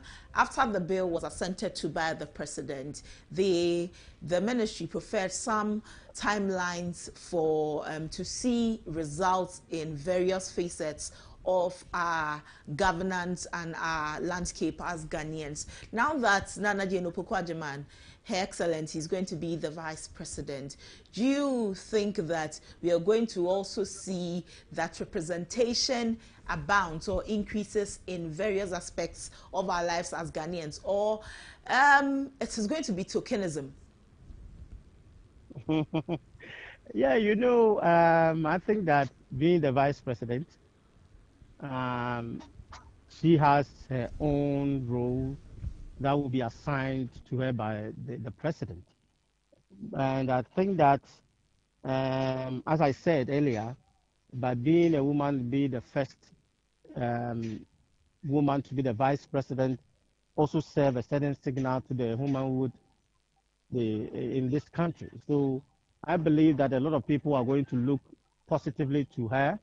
A lot of people, especially the young ones, and those issues concerning all these kind of women issues or affirmative actions, all of them are going to be, at least she will try to handle that. And I think it's an opportunity for her to do that. And I believe that some few months to come, I think her presidency, we will see some kind of women trying to be at the topmost. I think that will be one of his greatest achievements if she turns to focus on that. And I think that should be her focus as being the vice president of this country. What about the focus of the president himself? Already questions have been raised about his intentions in including women in his government. When he put together his initial team for transition, we saw just one woman on the team. He will be constituting his whole government as a whole. He has promised that he's going to have a lean government. will we also see a very definite or a very deliberate effort by the President, John Dramani Mahama, to have female representation in his government? Well, President Mahama will have that, but it is his hands is still be very difficult to catch up most of the women into of the cap of 60 ministers he promised Ghanaians. So you have a lot of difficulties in terms of those areas, and that is what I believe that as time goes on, maybe you will try to push them to certain. Maybe it depends on the level that they may find out the that is the leadership, maybe at the executive level, parliamentary level. You know that we also have the lower, that's the local government system, how you can push women to that place. So here it has to be balanced, or it has to be seen in a different perspective. But I believe that at the top, you have a lot of challenges of ensuring that we have a lot of women at the top. But maybe at the middle and also at the lower level, we will try to encourage them to have those kind of women representatives. But okay, you still have challenges as well. Okay. Dr. Friye, we are most grateful for your time today. We'll be coming back. The conversation is still very extensive. Then the swearing-in is even yet to begin. The president will have to give his speech, and I'm sure we'll have so much to talk about following that. So we most definitely will come back to you for more conversation. We are most grateful for your time. My pleasure, thank you all. Dr. Samuel Efri, a political scientist at the Kumasi Technical University. We've had very extensive conversation with him on the Constitution, on Parliament, on the government that will be constituted by His Excellency John Dramani Mahama. Earlier, we're also joined by Honorable Samuel Atachia, former Member of Parliament for Ibuakwa South constituency, all about our Constitution and the swearing-in happening. Today is January 7. It is Constitution Day, and since it is January 7, 2025, it is the day we swear in the new President and Vice President of the Republic of Ghana, John Dramani Mahama and Nana Jane Opoku Agyeman will be assuming the seat of President and Vice President, respectively, of our beloved nation, Ghana. Another step in the right direction for our democracy. We went for some elections. We went for an election. We decided for ourselves who would lead the country. The EC declared accordingly, and we are here today for handover, for swearing in. Yesterday, John Dramani Mahama thanked President Nana Dankwa Akufo-Addo for a very smooth transition process by his transition team. And again, it also goes to show how much Ghana indeed is a beacon for our democracy in the sub-region. In West Africa as a whole, it is very beautiful that not just in West Africa, but on the African continent, a lot of nations look at us, they look up at us and patting their democracy also after us, that when we go to the polls, we come back having accepted the results from the election, believing that Ghanaians have made their decision and we will all abide by that decision. Very soon, the swearing in will begin, and rest assured, ABC News GH will bring you all from there. But joining us this morning on the line is MP for Madina, Honorable Javier Sosu Francis, and he joins us. Honorable, a happy new year to you and happy Constitution Day. Yeah, many happy returns and happy Constitution Day to you too. Thank you. Congratulations. 9th Parliament. You are in the Parliament. Yeah, thank you very much. I really appreciate that. Your party, the NDC, assumes power today. Having been an MP that has been championing many bills in Parliament, especially bills that have to do with human rights, what does this day as a Constitution Day mean to you? Well, this day means a lot. You know, the Constitution is the foundation of our democracy, and the Constitution defines our rights and then the limits of our rights. So any activity, any day to celebrate Constitution is a welcome. It's a very welcoming news. Coincidentally, today also happens to be the day that we test our democracy once more by swearing in a new president, to take over the reins of power starting from today. And so clearly, today is a very significant day. And it's a day that everyone needs to be happy. We need to celebrate our democracy. We need to reflect on the rights that have been conferred on us by the Constitution, as well as reflect on the responsibilities that the Constitution imposes on us as citizens, as we all yearn to build a better nation and a better future for Ghana. Having exited the 8th Parliament into the 9th Parliament, what will be some lessons you have drawn from the 8th Parliament that is going to be your guiding light for the next 4 years? I think that there are many lessons from the 8th Parliament. The first one was the need to work based on consensus than always on hard party lines. I recall that being a parliament that was almost like a hung parliament, 137, with one independent member, it wasn't that easy to carry policies through. I recall I had interest in private members' bills and initiated about 20 of them. 3 of them passed into law. One had presidential assent to abolish the death penalty, also to criminalize witchcraft accusation. And that didn't just come easily because you needed to build consensus from both sides, both from my party side and from the ruling government side.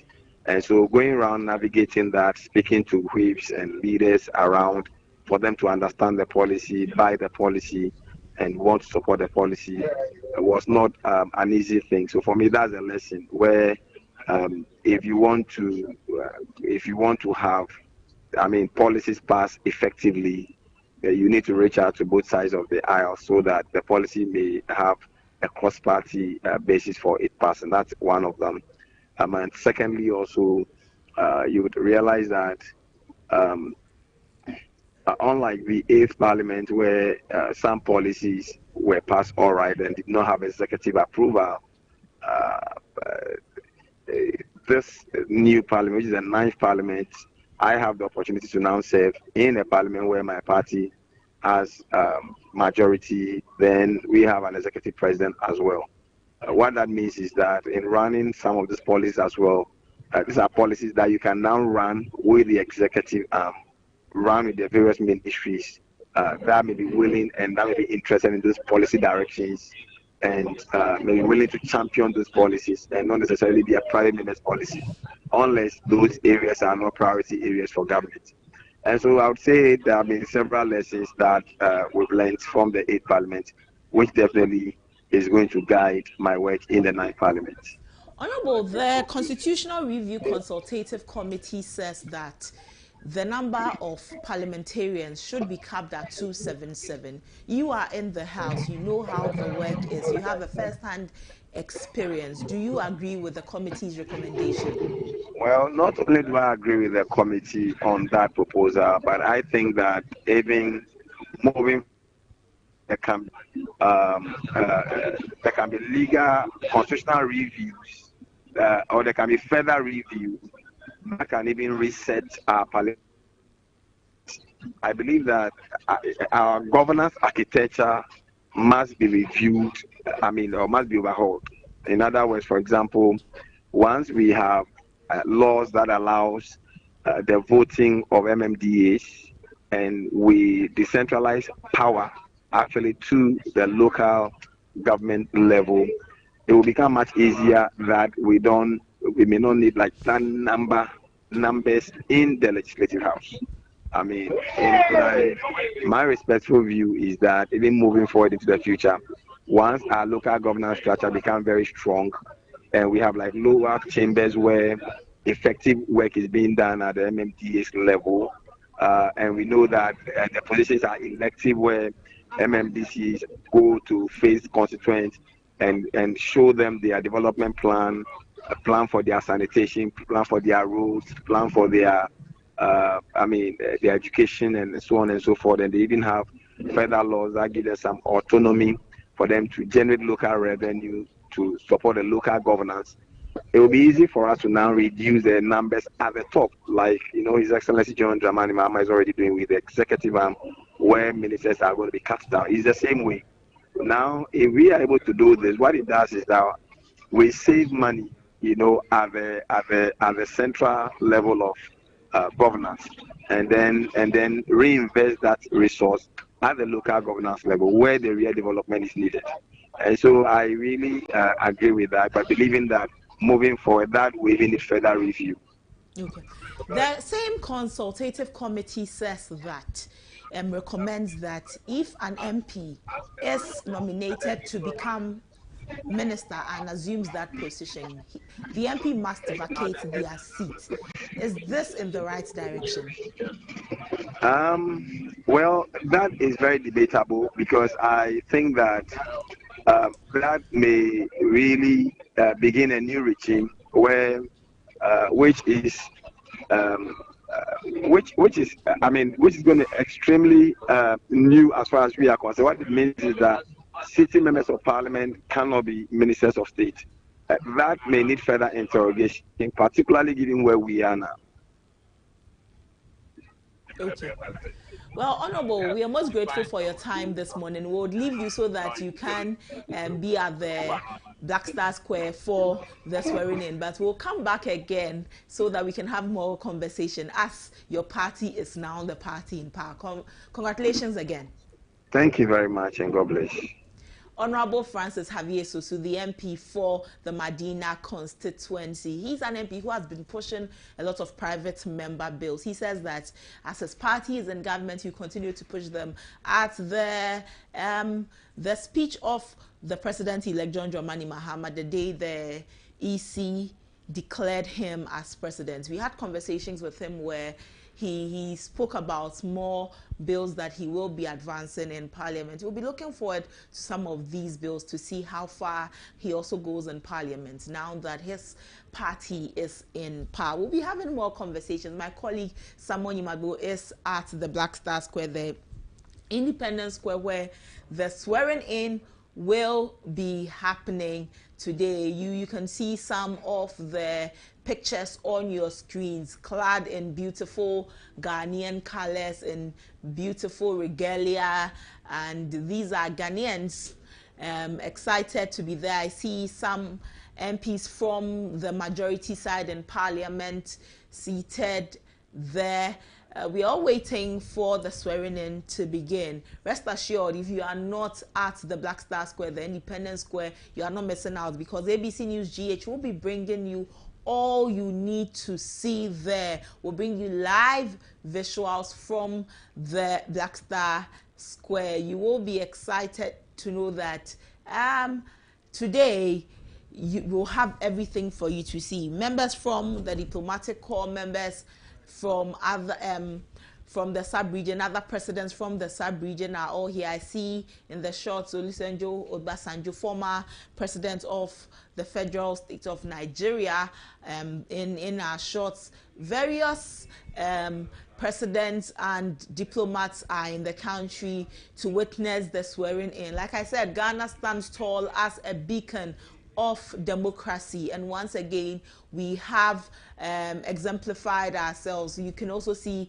former President Goodluck Jonathan, also of Nigeria, in your shots. We have indeed exemplified ourselves to show that our democracy is most important to us as a nation. We are moving from one presidency to another, this time handing over from one party to another party. The NPP hands over to the NDC. John Dramani Mahama returns after 8 years for a second term as leader of our nation, as the commander-in-chief of the Ghana Armed Forces. This time he is ably assisted by the first female vice president of this republic, Professor Nana Jane Opoku Agyeman, former vice chancellor of the University of Cape Coast. Coast.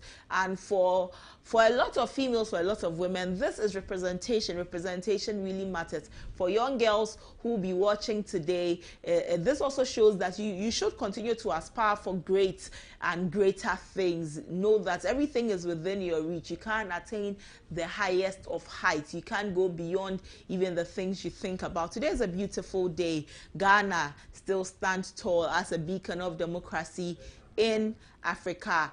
And my colleague Samuel will be bringing us some very live reports from the Independence. Where you see in your shots the MPs, Opoku Agyeman Rawlings, you see the MP. How can I miss his name? I'll bring you his name real soon. But all of these are MPs from the NDC, the majority in Parliament. The NDC is finally majority. Remember when the 8th Parliament was ending? There was a lot of tussle about who will be majority, who will be minority. Finally, 8th Parliament has ended. In the 9th Parliament, NDC is the majority. They have a very clear majority in Parliament. Earlier you saw in your shots Honorable Mahama Ayariga. Many are pitching him to be the new majority leader. We'll see if indeed that is what it will be. That is who he will become. But he is a member of Parliament for the good people of his constituency, the Boko Central constituency. We'll see if he takes up the reins of majority leader, as some are speculating that he will become. But yes, yesterday Parliament sat again for the dissolution of Parliament. By midnight, Parliament had been dissolved, and the 8th Parliament had been dissolved, and the 9th Parliament began. And like I said, they also began on a very interesting note, not as extremely interesting as the 8th Parliament, which started on a, some will say, a very chaotic note. This time, the banter was then all, but it was fairly calmer than 2021 when the 8th Parliament was constituted. Like Dr. Samuel Efriye said earlier, the way the Parliament will end is the way it starts. So we'll see if indeed the Parliament would be able to put itself together and do the work that Ghanaians have entrusted into their hands to do. Our parliamentarians, the Ablekuma North constituency results are still in contention. EC will be recollating soon, so that Ablekuma North will also have a representative in Parliament. They will also be represented there. Akwetia, although there was an injunction on the declaration or on the MP, he still went to Parliament. He was sworn in Parliament after the clerk of Parliament had raised the issue that this is what he had received. He still went on. We'll see what also transpires after here. Know that will bring you more and more. We see the Ga Manche at the Independence Square entering with his entourage. My colleague Samuel is on ground. Let's have conversations. Hello, Sammy. Hello, Abana. You are at the Black Star Square. From the visuals we are seeing on our screen, some very huge crowds. We understand well-wishers have been there from as early as 5 a.m. Can you confirm that? Yes, the crowd started gathering as early as we mentioned, 5 a.m. here at the Independence Square, also known as the Black Star Square, here in Accra, for the swearing in and inauguration of the President-elect John Dramani Mahama and the Vice President-elect Professor Nana Jane Opoku Agyeman. Here it's a packed square. If you look at the seats, where the square has the Black Star Square has a sitting area. All the sitting area is full across the square. So from the side to the lake and the side from where the Freedom and Justice is also there, all that place has been taken over by the crowd. Some are even standing there. Some are outside the perimeter because the security have prevented them from entering because they do not have accreditation or invitations to enter into the yard. So if you look at just the numbers within those who are accredited and allowed to enter within the yard alone, that is still some very big numbers here at the Blaster Square. They are all dressed in the colors of the National Democratic Congress, ready to and waiting for the moment that they have yearned for. December 7th, 2024, a large number of people went out there in their numbers, voted for the National Democratic Congress in the parliamentary and the presidential election. We saw a very huge victory for the NDC. So these numbers, just a few of them, I have come here to throw their support for the incoming government. And besides the supporters who are here making noise with their vuvuzela, some are drumming, you will see other dignitaries who are also coming into the yard. Some chiefs, prominent chiefs, have already taken seats. You see a lot of chiefs coming in with their umbrellas and all of that. We understand that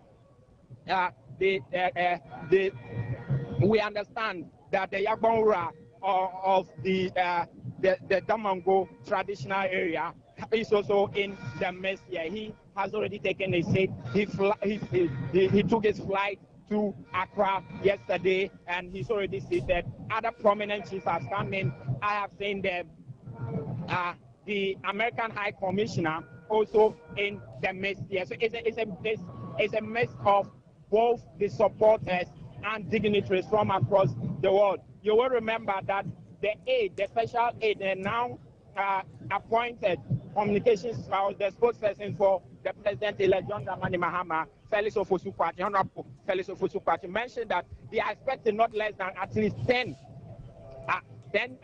presidents and vice presidents from across Africa and the globe. We also understand that a delegation from the European Union will also be in the midst. So today, it's a moment for everyone to rejoice. It's a moment not just for the National Democratic Congress, but a moment for Ghana, because this is a showcase of our true democracy that we've practiced since 1992 under the Fourth Republic. John Mahama coming back again after suffering that defeat in 2016. Came back in 2020, he couldn't win it.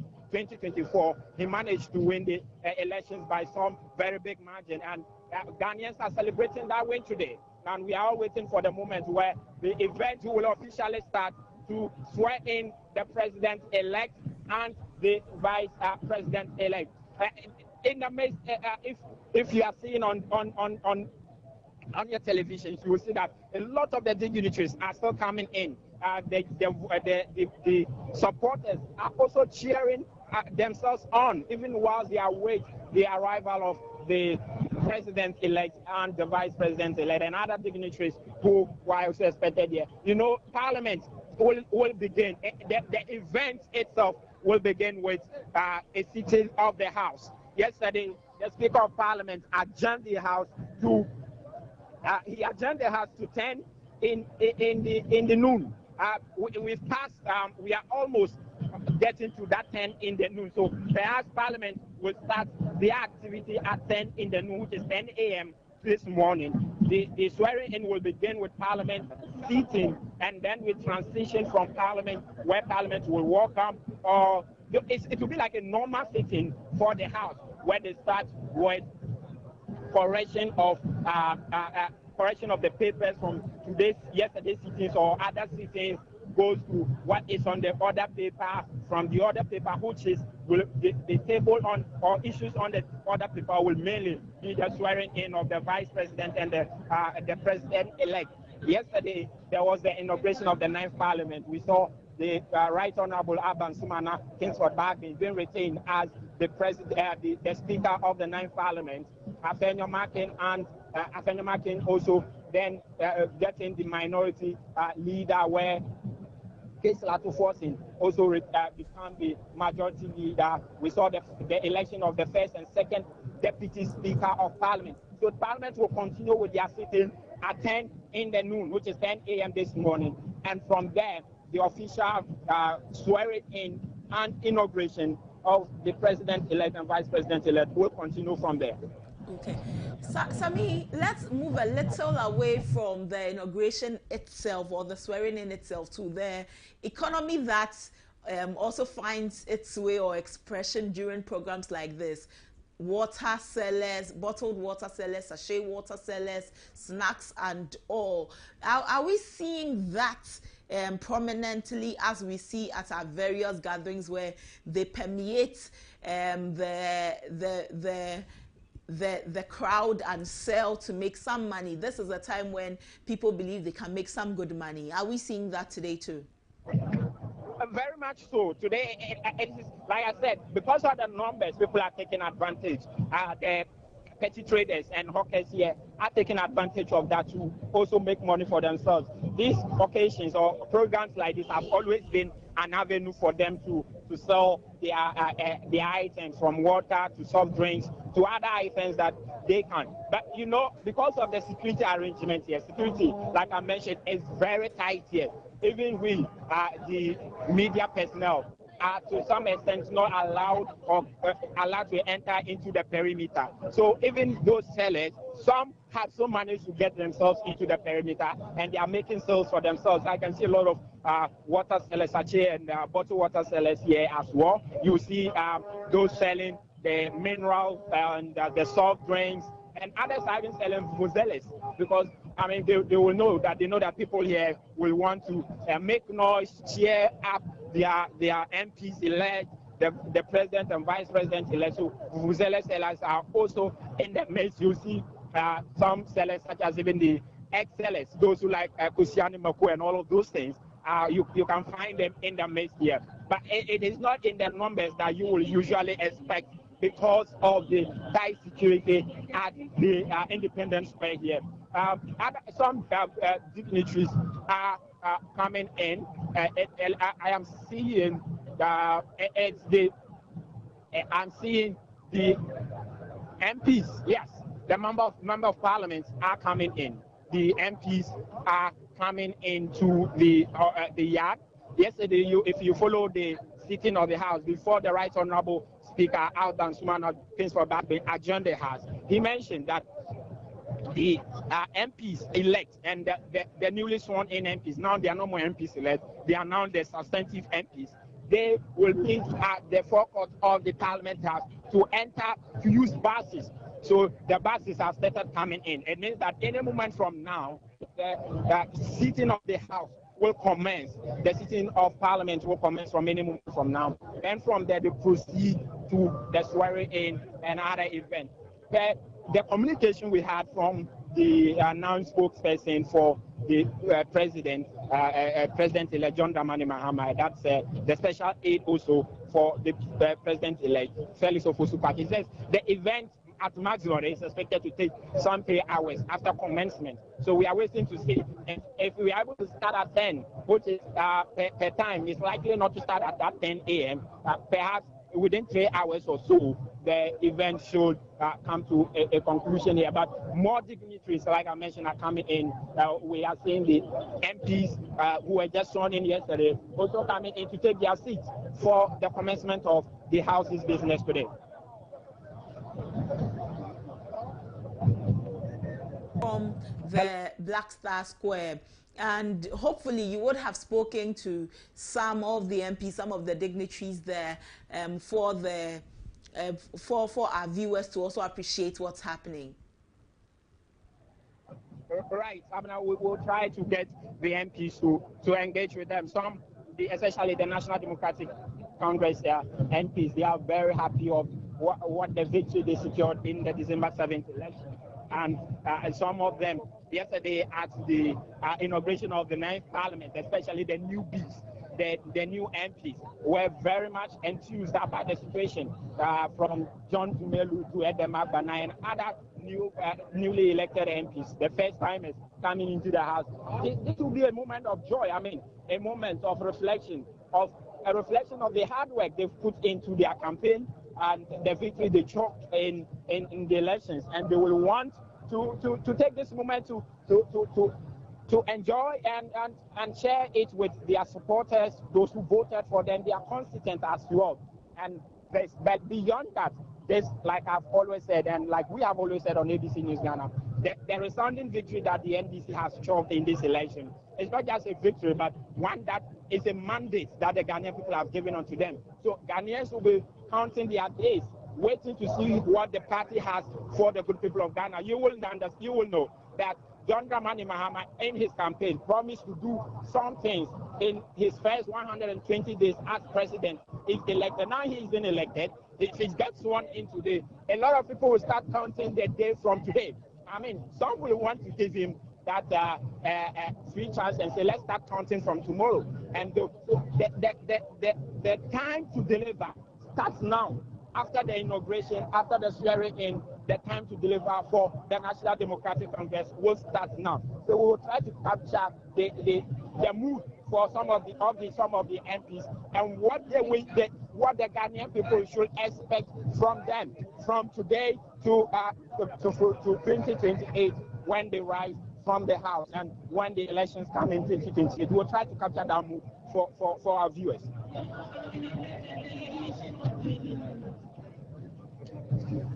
My colleague Samuel Yimagbo there at the Black Star Square, popularly known as the Independence Square. If anything on your screen, if what is on your screen is anything to go by, you can see that the place is packed, it's full. Jubilant party supporters, excited Ghanaians, members of the diplomatic corps.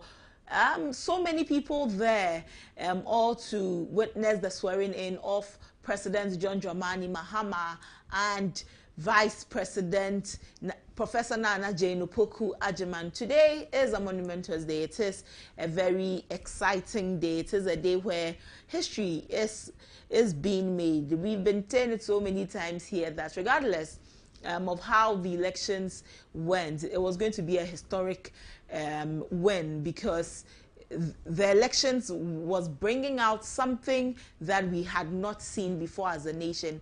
Myself, I am particularly excited that as Ghanaians, even after the violence we experienced at certain points, we're able to put ourselves together and remember that it is Ghana first and then consolidate our gains and move ahead as a nation, because our peace is the most paramount, is the thing that we can never negotiate on at all. And as a country, I'm glad that we continue to grow in this this way and on this tangent, remembering that it is one people with one common goal and one destiny. 4 years will come, and if you're excited about the party that is in power, you get the opportunity to give them another 4-year mandate. If you are not excited and you think that it is time for change, you also get the opportunity to decide that let's go for the next party.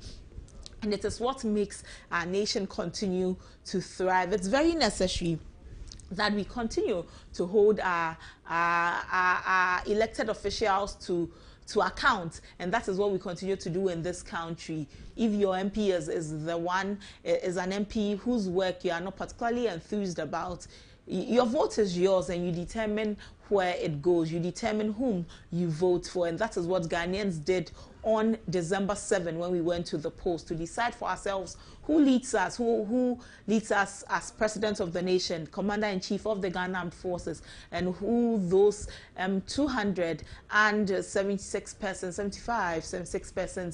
represent us in parliament. And you have done that. When there were issues, the matter went to court. Our court sat on the matter and expedited the adjudication of those matters so that we could find some expression in that, so that it didn't drag for long. And these are some of the things that have continued to show that our democracy is a growing democracy. A democracy is one that others can take some notes from.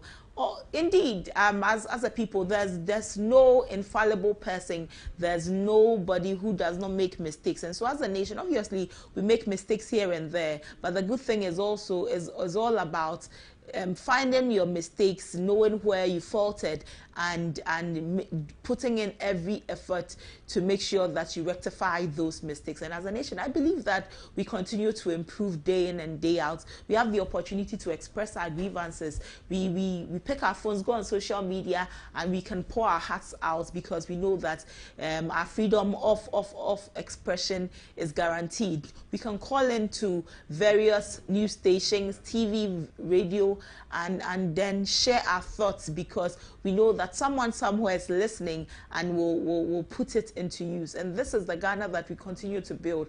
That's why tourists come into the nation and they say that this is a place they can be comfortable in. This is the place that they feel most at home in, because Ghana opens its arms to everybody, and we continue to show that we really are the leader in democracy in the sub-region. So kudos to you, the Ghanaian. Kudos to me. I am a Ghanaian. Kudos to all of us Ghanaians for what we continue to do. January 7, really our Constitution Day, 1992 Constitution. It continues to forge on, to become stronger than it already is, because of you and I, because we have purpose in our hearts. We have determined that we will hold the Constitution up high. We will guard jealously our Constitution and let nobody underestimate the Constitution. It is because you have taken that mandate and taken it personally. Today, we'll swear in a new president, a new vice president. They will constitute their government and seek to push Ghana forward. The president will by all means give a speech, and in his speech will also be able to pick his mind on how he intends to run the government. But don't forget, the president says that as part of his 120-day social contract with the Ghanaian people, he will be scrapping some taxes. He will be bringing some reforms into our country. He aims and seeks to achieve certain objectives in 120 days. And Ghanaians, would you give him your support? Would you give his administration your support to be able to achieve these goals that he has set out to achieve, like you did for the previous government? We will see. The MPs you have voted for to represent you in Parliament, what are the things you're expecting your particular MP to advance in Parliament for you?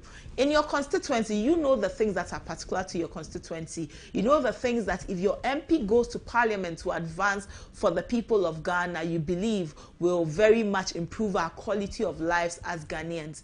What are you expecting your MP to do? Has your MP that you have voted again to continue their term in Parliament, have you seen them do the work you're expecting them to do? This time in Parliament, have they told you that they are going to do something better than they already have been doing? We will see in this Parliament, a new Parliament where the NDC has a very overwhelming majority. The NPP, their numbers not even up to 100, but they say that they will be a responsible minority. We will see whether indeed the NPP will be a responsible minority. If the NDC also will be a responsible majority by using their majority status, their overwhelming majority status to the advancement of the people of Ghana. Alban Sumana Kingsford Badwin, right, Honorable Speaker of Parliament, having his mandate renewed to be the Speaker for the 9th Parliament. What should we see different from his 8th Parliament style? What is he going to do that will endear him to Ghanaians so that he too will leave his footprints in the sands of time, that Ghanaians, when they look back on our 1992 republic, our 4th republic, under this 1992 constitution, we can say that this Speaker of Parliament came and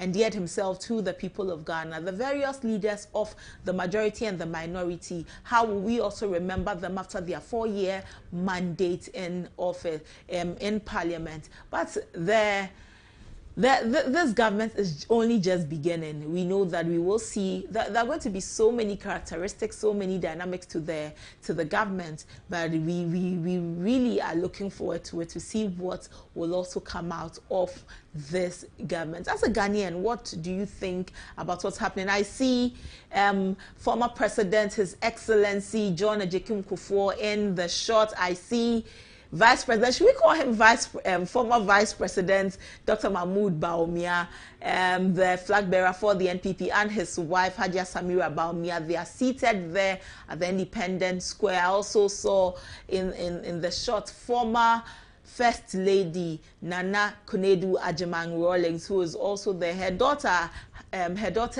mandate as MP for the good people of Klotikole has been renewed to represent them in Parliament. They are all there at the Black Star Square. It is a beauty to behold. Our democracy, again, we keep saying, is a beauty to behold. Yesterday, both the Vice President and his wife bid farewell to the people of Ghana through their social media posts on various social media, Facebook, X, Instagram, saying bye-bye to Ghanaians and thanking Ghanaians for the past 8 years where they have served in the capacity of Vice President and Second Lady to the good people of Ghana. But you see our traditional leaders ably represented at the Black Star Square, the beauty of our culture as Ghanaians, our heritage as Ghanaians. Traditional leaders from all the regions, from the Volta region, the Ashanti region, the Eastern region, the Western region, from the various northern regions, the Savannah, Northeast, Upper West, Upper East. We see all of them there. From the Greater Accra region, you see Honorable Kofi Adams in your shot there.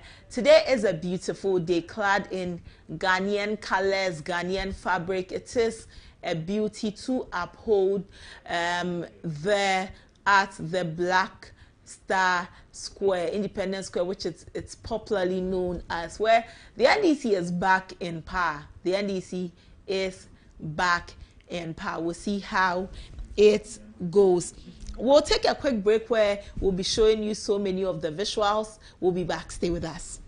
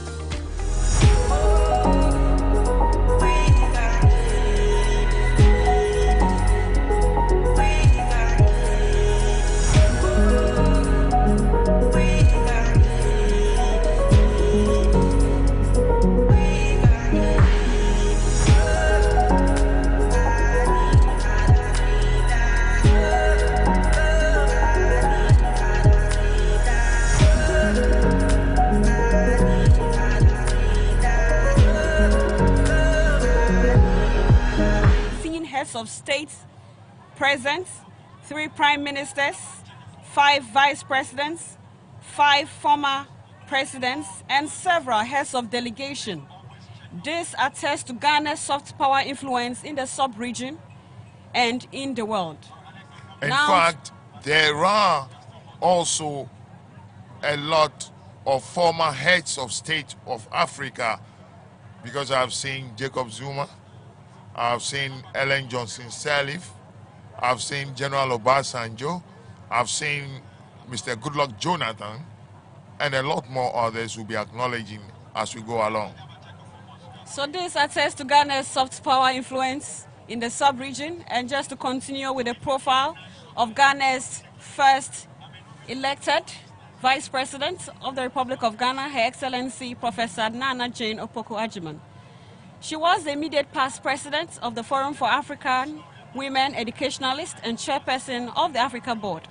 She was also the Minister for Education from 2013 to 2017. She was also the head of the Department of English, Dean of the Faculty of Arts, Dean of the Board of Graduate Studies, Founding Dean of the School of Graduate Studies and Research, and Vice Chancellor at the University of Cape Coast. She is also a Fulbright Scholar. Professor Opoku Agyeman holds a Bachelor of Arts in French and English, a diploma in education from the University of Cape Coast, a diploma in advanced studies in French from the University of Dakar, and a Master of Arts and PhD in Literature from New York University of Toronto and Canada. Madam Vice President is the recipient of national and international awards, notably Officer of the Order of the Volta for academic distinction, the Ghana Women of Excellence Award, the education category, and she also holds Doctor of Letters, University of Cape Coast. On your screen now are the heads of the various security agencies. For the security agencies, we have in attendance the Military High Command of the Ghana Armed Forces, the Chief of the Defense Staff, that is General Thomas Opong-Pepra, who also doubles as the President's Ceremonial ADC, the Chief of the Army Staff, Lieutenant General Besma Kwesi Onwona, the Chief of the Naval Staff, Vice Admiral Issa Adam Yakubu, the Chief of the Air Staff, Air Marshal Frederick Asari Kwesi Bequin, and the Chief of Staff at the General Headquarters, Lieutenant General Joseph Prince Osewusu. May I also add that we have the heads of the security agencies. We have the Inspector General of Police, Dr. George Akufu-Dampari, who is also the President's Ceremonial ADC, the Director General of Prisons, Mr. Isaac Kofi Ejiri, the Commissioner General of the Customs Division of the Ghana Revenue Authority, Brigadier General Zibrim Ayorogo. On our screen now is the former President, His Excellency John Agyeman Kufuor. And also the presidential candidate for the New Patriotic Party in the just ended elections, Dr. Mahmoud Bawumia, is also present here with all of us, witnessing this historic event here at the Black Star Square, Accra.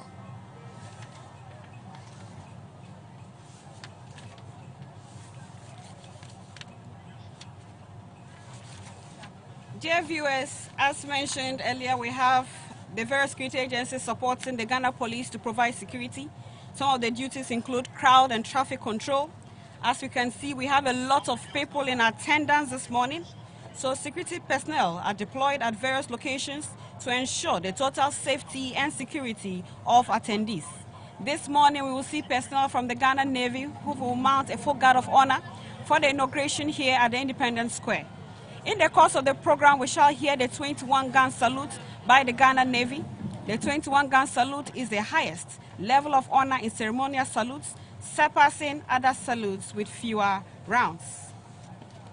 In military ceremonies, the salute holds honors high-ranking officials, such as military leaders or heads of government.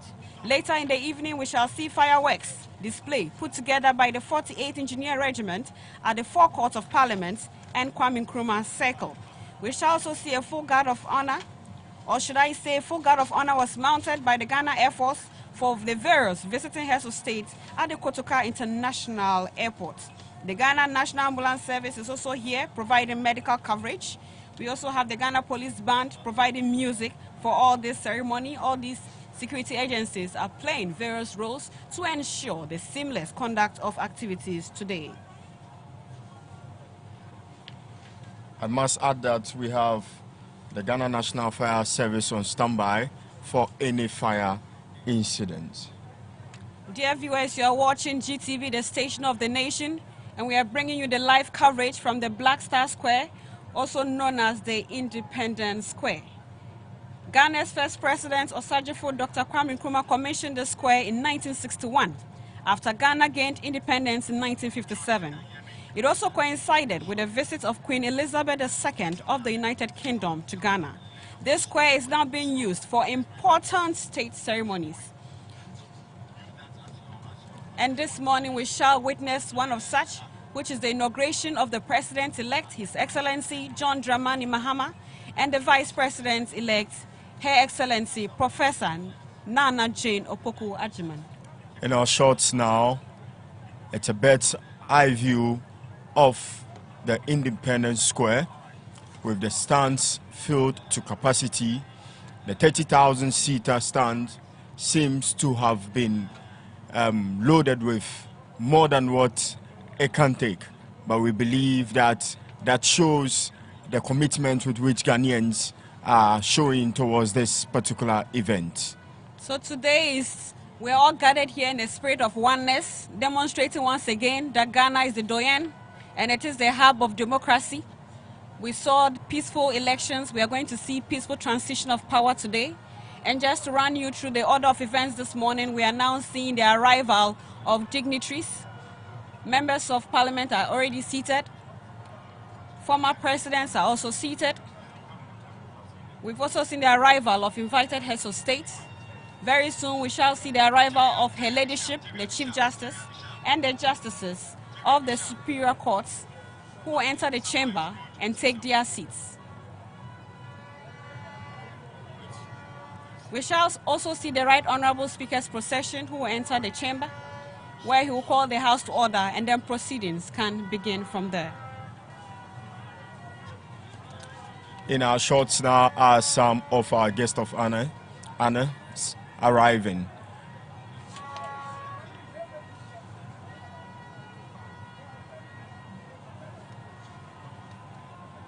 Dear viewers, you're watching once again GTV, the station of the nation, bringing you the live coverage of the inauguration of the President-elect, John Dramani Mahama, and the Vice President, Professor Nana Jane Opoku Agyeman. Arriving now is the Speaker of Parliament.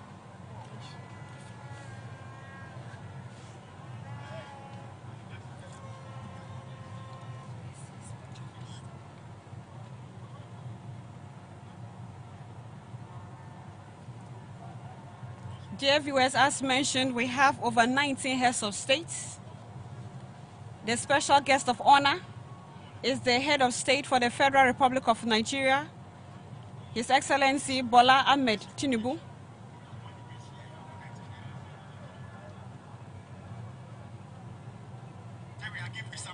We also have the head of state for Liberia, His Excellency Joseph Numa Boakai.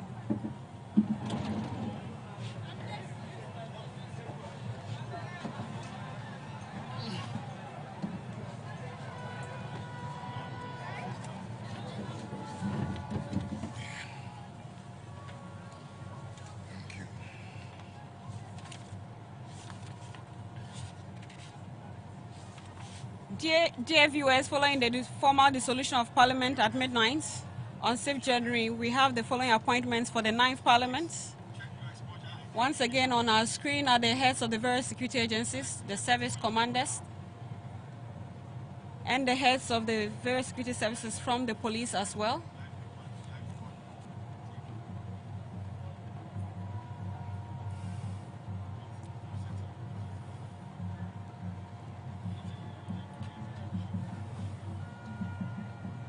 It seems the security services are well represented here at the Blaster Square.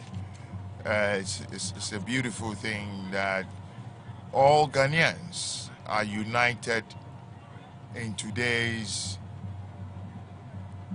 inauguration of the president and the vice president.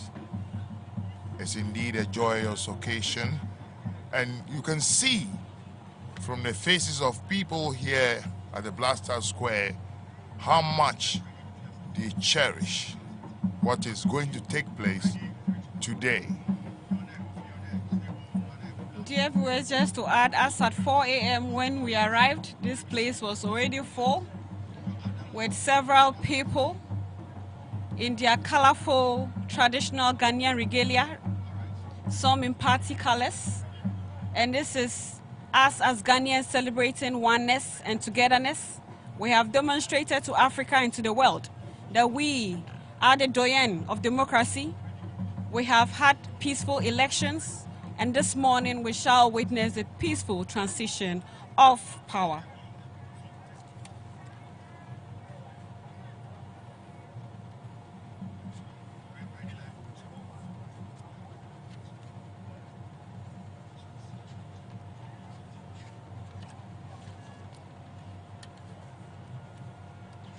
Dear viewers, following the formal dissolution of Parliament at midnight on 6th January, we have the following appointments for the 9th Parliament, who were inaugurated this morning.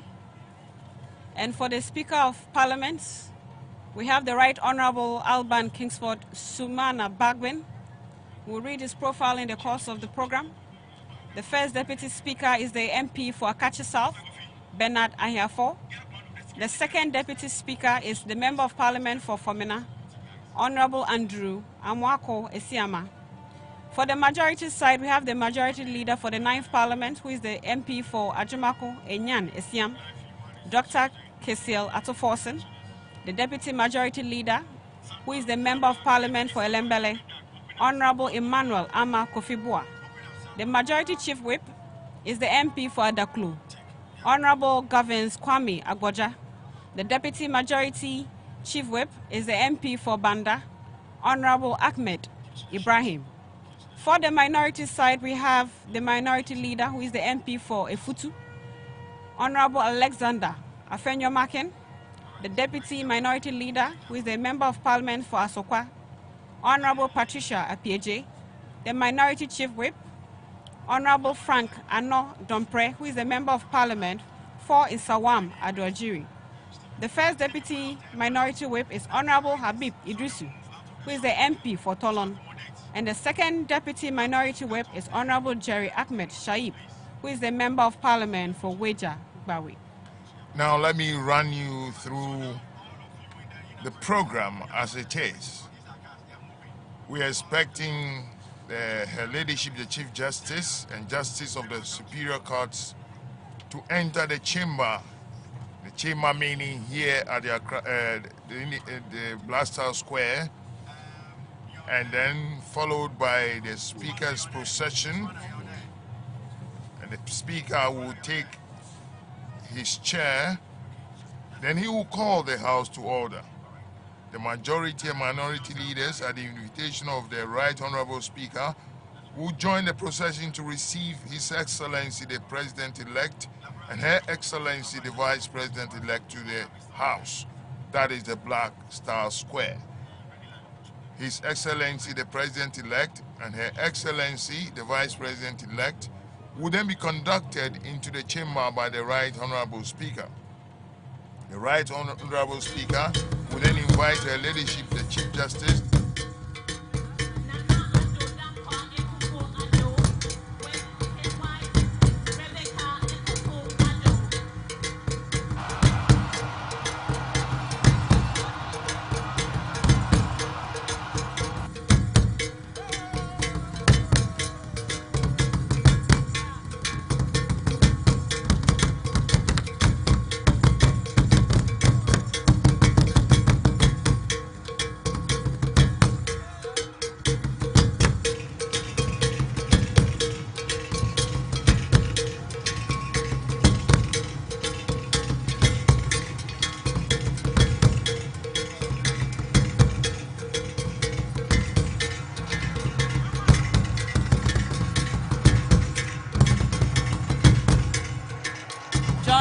Mahama, and the Vice President-elect, Professor Nana Jane Opoku Agyeman. We are seeing more arrivals of our dignitaries. We just saw the arrival of the outgoing First Lady, the lovely wife of His Excellency, the outgoing President. So on our screen now is the outgoing President, His Excellency Nana Adodankwa Akufo-Addo, and his lovely spouse, Madam Rebecca Akufo-Addo.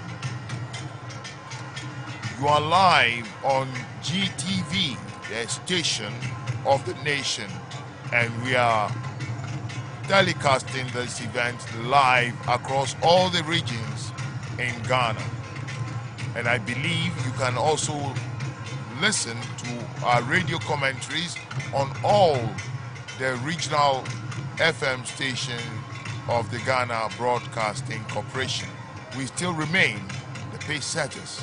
That's why we always bring you live coverage of national events.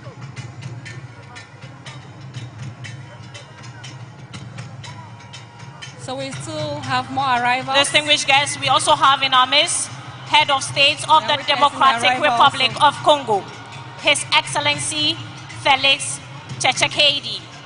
You are most welcome, sir. I'll witness the arrival of the Right Honorable Speaker and the Chief Justice.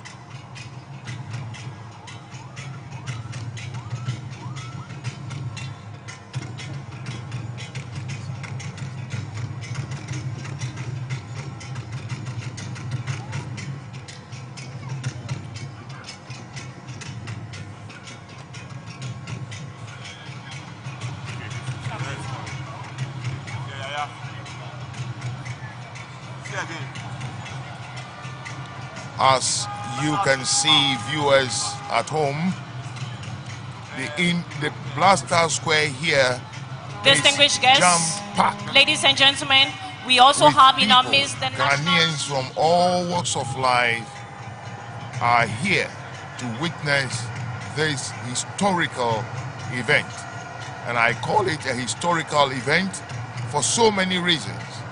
One of which is that a former president has been re-elected to serve just one term.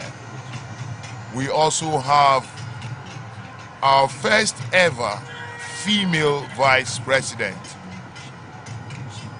Now arriving is the Chief Imam, Sheikh Osmanu Sharabutu, one of the spiritual pillars of our country, especially when it comes to Islam.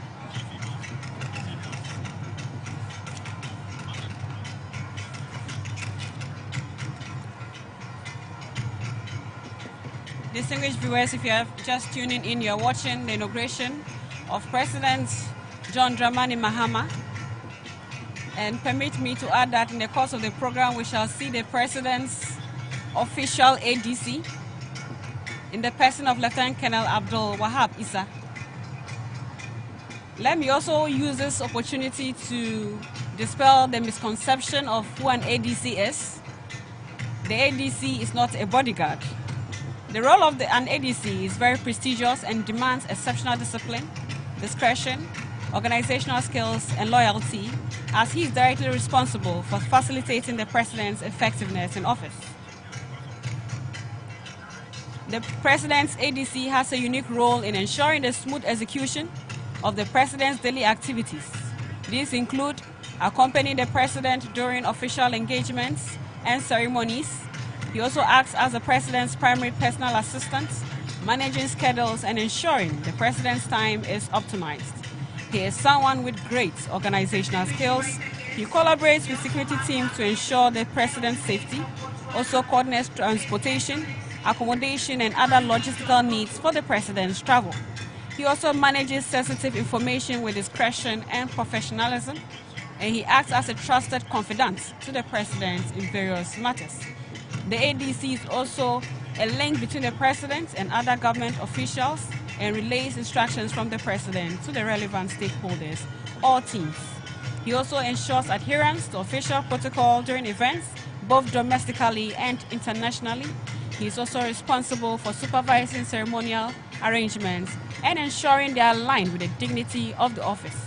He can also offer counsel on matters related to military or security issues, given his military background. So the ADC has a lot to do.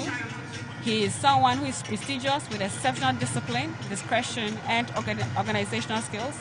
And today, for the very first time, we shall see our President-elect and his official ADC.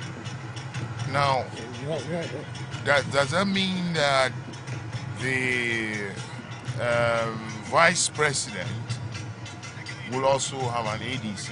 Can you explain that for us? The Vice President will also have an ADC, and the Vice President's ADC is from the Ghana Police Service. As mentioned, these senior officers are carefully selected. They are selected based on a number of qualities. And as I mentioned, the person should be someone with great organizational skills, who is loyal, who is disciplined, who has discretion, because they are responsible for accompanying the President during his official engagements and ceremonies. They primarily act as the personal assistants, managing schedules and ensuring the President's time is optimized. Now, on the program, I have seen a 21-gun salute. What does that signify? So this morning, personnel from the Ghana Navy will mount a full guard of honor for the inauguration here at the Independence Square. And during the guard of honor, we shall hear the 21-gun salute. The 21-gun salute is the highest level of honor in ceremonial salutes. It surpasses all other salutes with fewer rounds. This ceremonial honor holds great symbolic significance. Its purpose varies and depends on the context, but is generally associated with respect, tribute, and recognition. It is a gesture that is accorded to sovereign leaders, and as such, the president, king, or queen. And in military ceremonies, the salute honors high-ranking officials, such as military leaders and heads of government. It is also performed during funerals for high-ranking officers, presidents, or other notable figures. I have seen the top hierarchy of the National Democratic Congress. At least I have seen Mr. Fifi Kwete.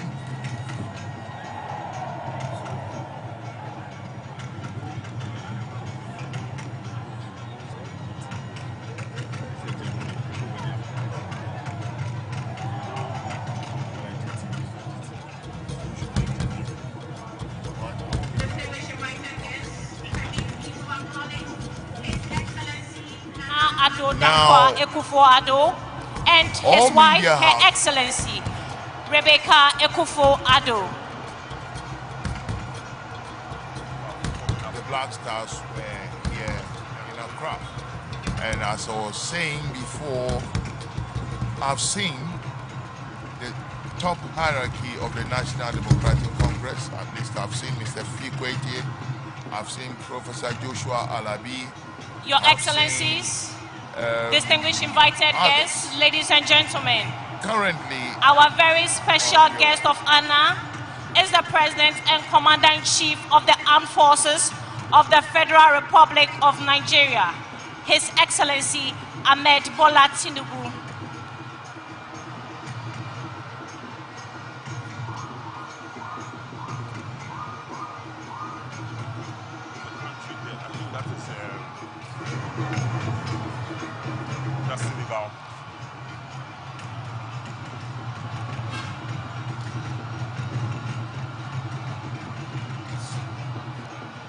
We also have in our midst Head of State of Senegal, His Excellency Bassirou Faye.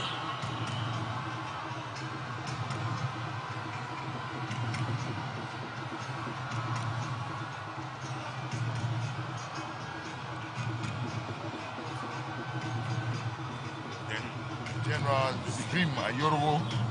We also have the Director of National Investigations, Beru, Nana Atobra Kweku, the Chief Officer, Mr. Julius Kunwo, and the Controller General of the Ghana Immigration Service, Mr. Kwame Isua. For the security agencies, we have in attendance the Military High Command of the Ghana Armed Forces. That is the Chief of the Defense Staff, General Thomas Opompepra, who is the President's Ceremonial ADC, the Chief of the Army Staff, Lieutenant General Bismarck Kwe Omona, the Chief of the Naval Staff, Vice Admiral Issa Yakubu, Your Excellencies, Staff, distinguished invited guests, shortly we'll see the procession of the judges of the Superior Court of Ghana joining in.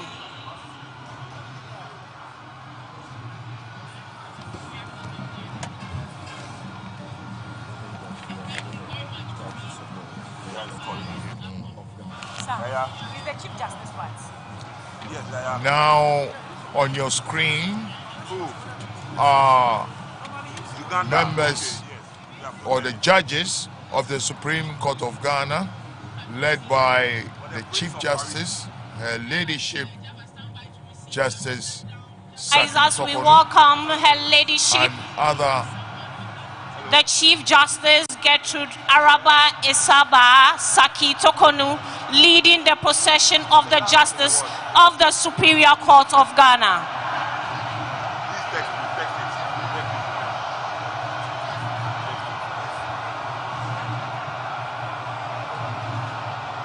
And be with them as they administer their various oaths to all of us Ghanaians. Dear viewers, let me just add that Her Ladyship Justice Gertrude Araba Isaba Saki Tokonu was sworn into office as the 15th Chief Justice of Ghana by His Excellency Nana Addo Dankwa Akufo-Addo as mandated by the 1992 Constitution on Monday, 12 June 2023. By her appointment, Justice Tokonu became the third female Chief Justice of Ghana after Justice Georgina Theodora Wood, who served from 2007 to 2017, and Justice Sophia Kufu, who served from 2017 to 2020. As the head of the judiciary and the Judicial Service of Ghana, she took over from His Lordship Justice Enim Yeboah, who retired on 24th May 2023 as required by the law. As mentioned earlier, she'll be playing a very important role today to see to the successful transition of power. We are still live from the Black Star Square here in Accra, and you're watching us on various networks across the country. This feed is also being picked live by other sister broadcasting networks, television networks, I must say. And as you can see, some members of the diplomatic corps. I can see a Catholic, a clergyman. I can see people, invited guests from the diplomatic community, all here at the Independence Square or the Black Star Square as it is. We have over 19 heads of state gracing this occasion. We have 3 prime ministers, we have 5 former presidents, and we have 5 vice presidents. We have various heads of delegation from Africa and across the world, all here with us to celebrate this peaceful transition of power. This once again demonstrates Ghana's influence, Ghana's soft power influence across Africa and the world. In fact, their presence here is a testimony to the success of our democratic experiment. Other countries in Africa never had it the way we have. There have been chaos, there have been fights, there have been protests across some countries in Africa. We thank God that our transition has been relatively peaceful. And this is not the first time we are transiting power from one political party or government to another, from the governing party to the opposition party. We had the first one in 2001, we had another one in 2009, then we had another one in 2017, and then today we are having another one. Now, let me run you through the history of the 4th Republic. Flight Lieutenant Jerry Rawlings took us Ghanaians as our head of state or president from the 7th January 1993 to 7th January 2001. He was distinguished guests, ladies and gentlemen. Of Ghana. We also have in our midst head of state of Kenya, His Excellency William Ruto.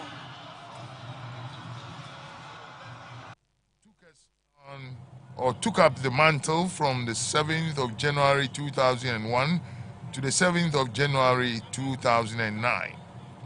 Then Professor John Atta Mills also took up the mantle from the 7th of January 2009, and he died in office 3 years later.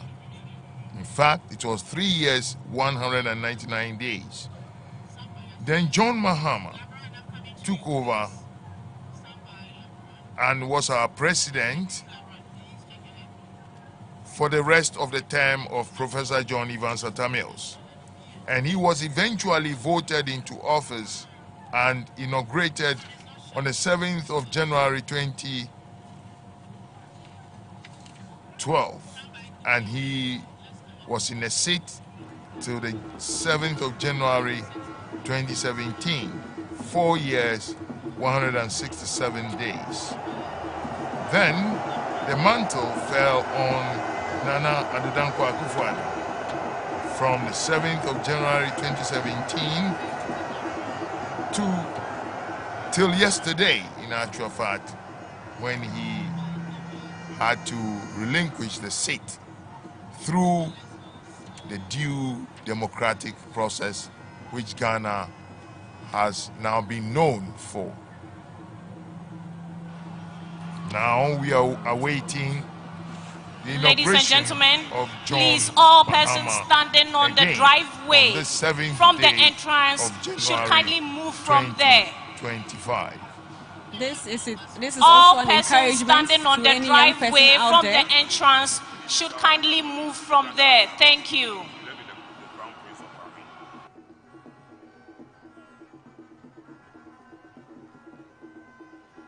Never give up. We should always continue to fight and keep trying till we meet our goal.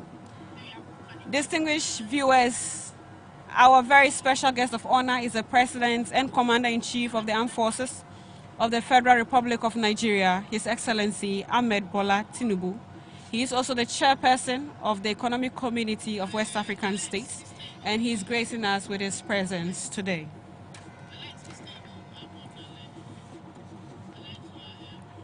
On your screens now are the members of the Supreme Court, the judges of the Supreme Court who are here present. Because whatever is being done here today has legal repercussions, their presence here is very, very, very important.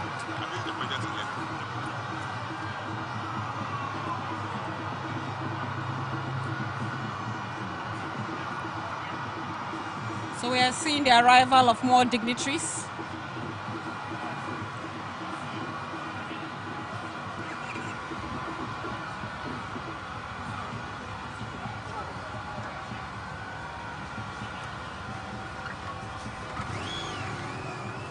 You can see members of Parliament.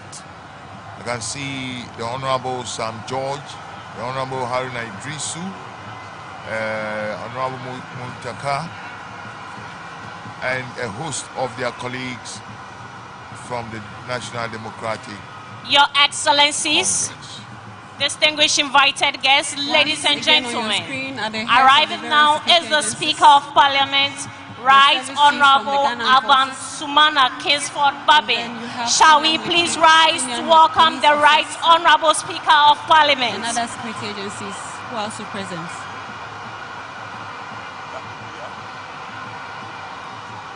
All is now set for the arrival of the Speaker of Parliament, the Right Honorable Alban Sumana Kingsford Babin.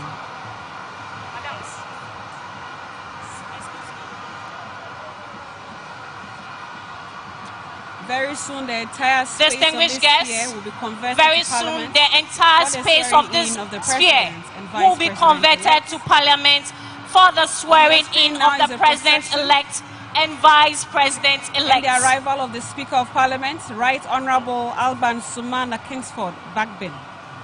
He will very soon call this place to order, and this place will be converted to Parliament for the swearing in of the President and Vice President-elect. You know, yesterday I learned from the Speaker that his name is Sumana. You know, and sometimes we in the media mispronounce the names of people a lot. And I think we must up our game. Please be seated.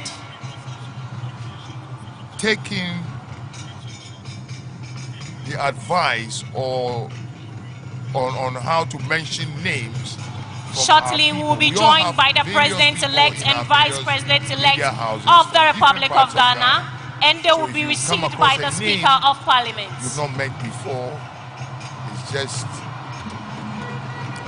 Indeed, we will all try to get the pronunciations of our names right, but we must also acknowledge that we all come from different backgrounds, different religion and ethnic backgrounds, and this can sometimes affect the pronunciation, but as courtesy demands, it is something that we all must learn to pronounce names from the north, from the east, from the west, regardless.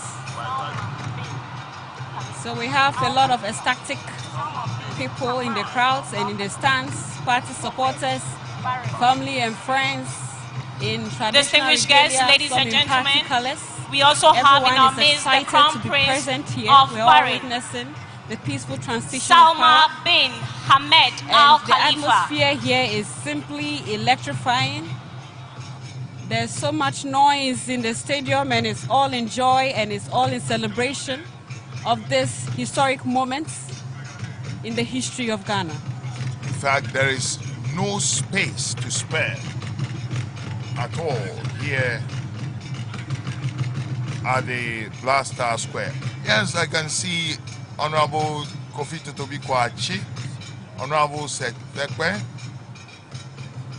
These are all stalwarts of the NDC, and they are here present to witness this historic occasion. Very shortly, we will be joined by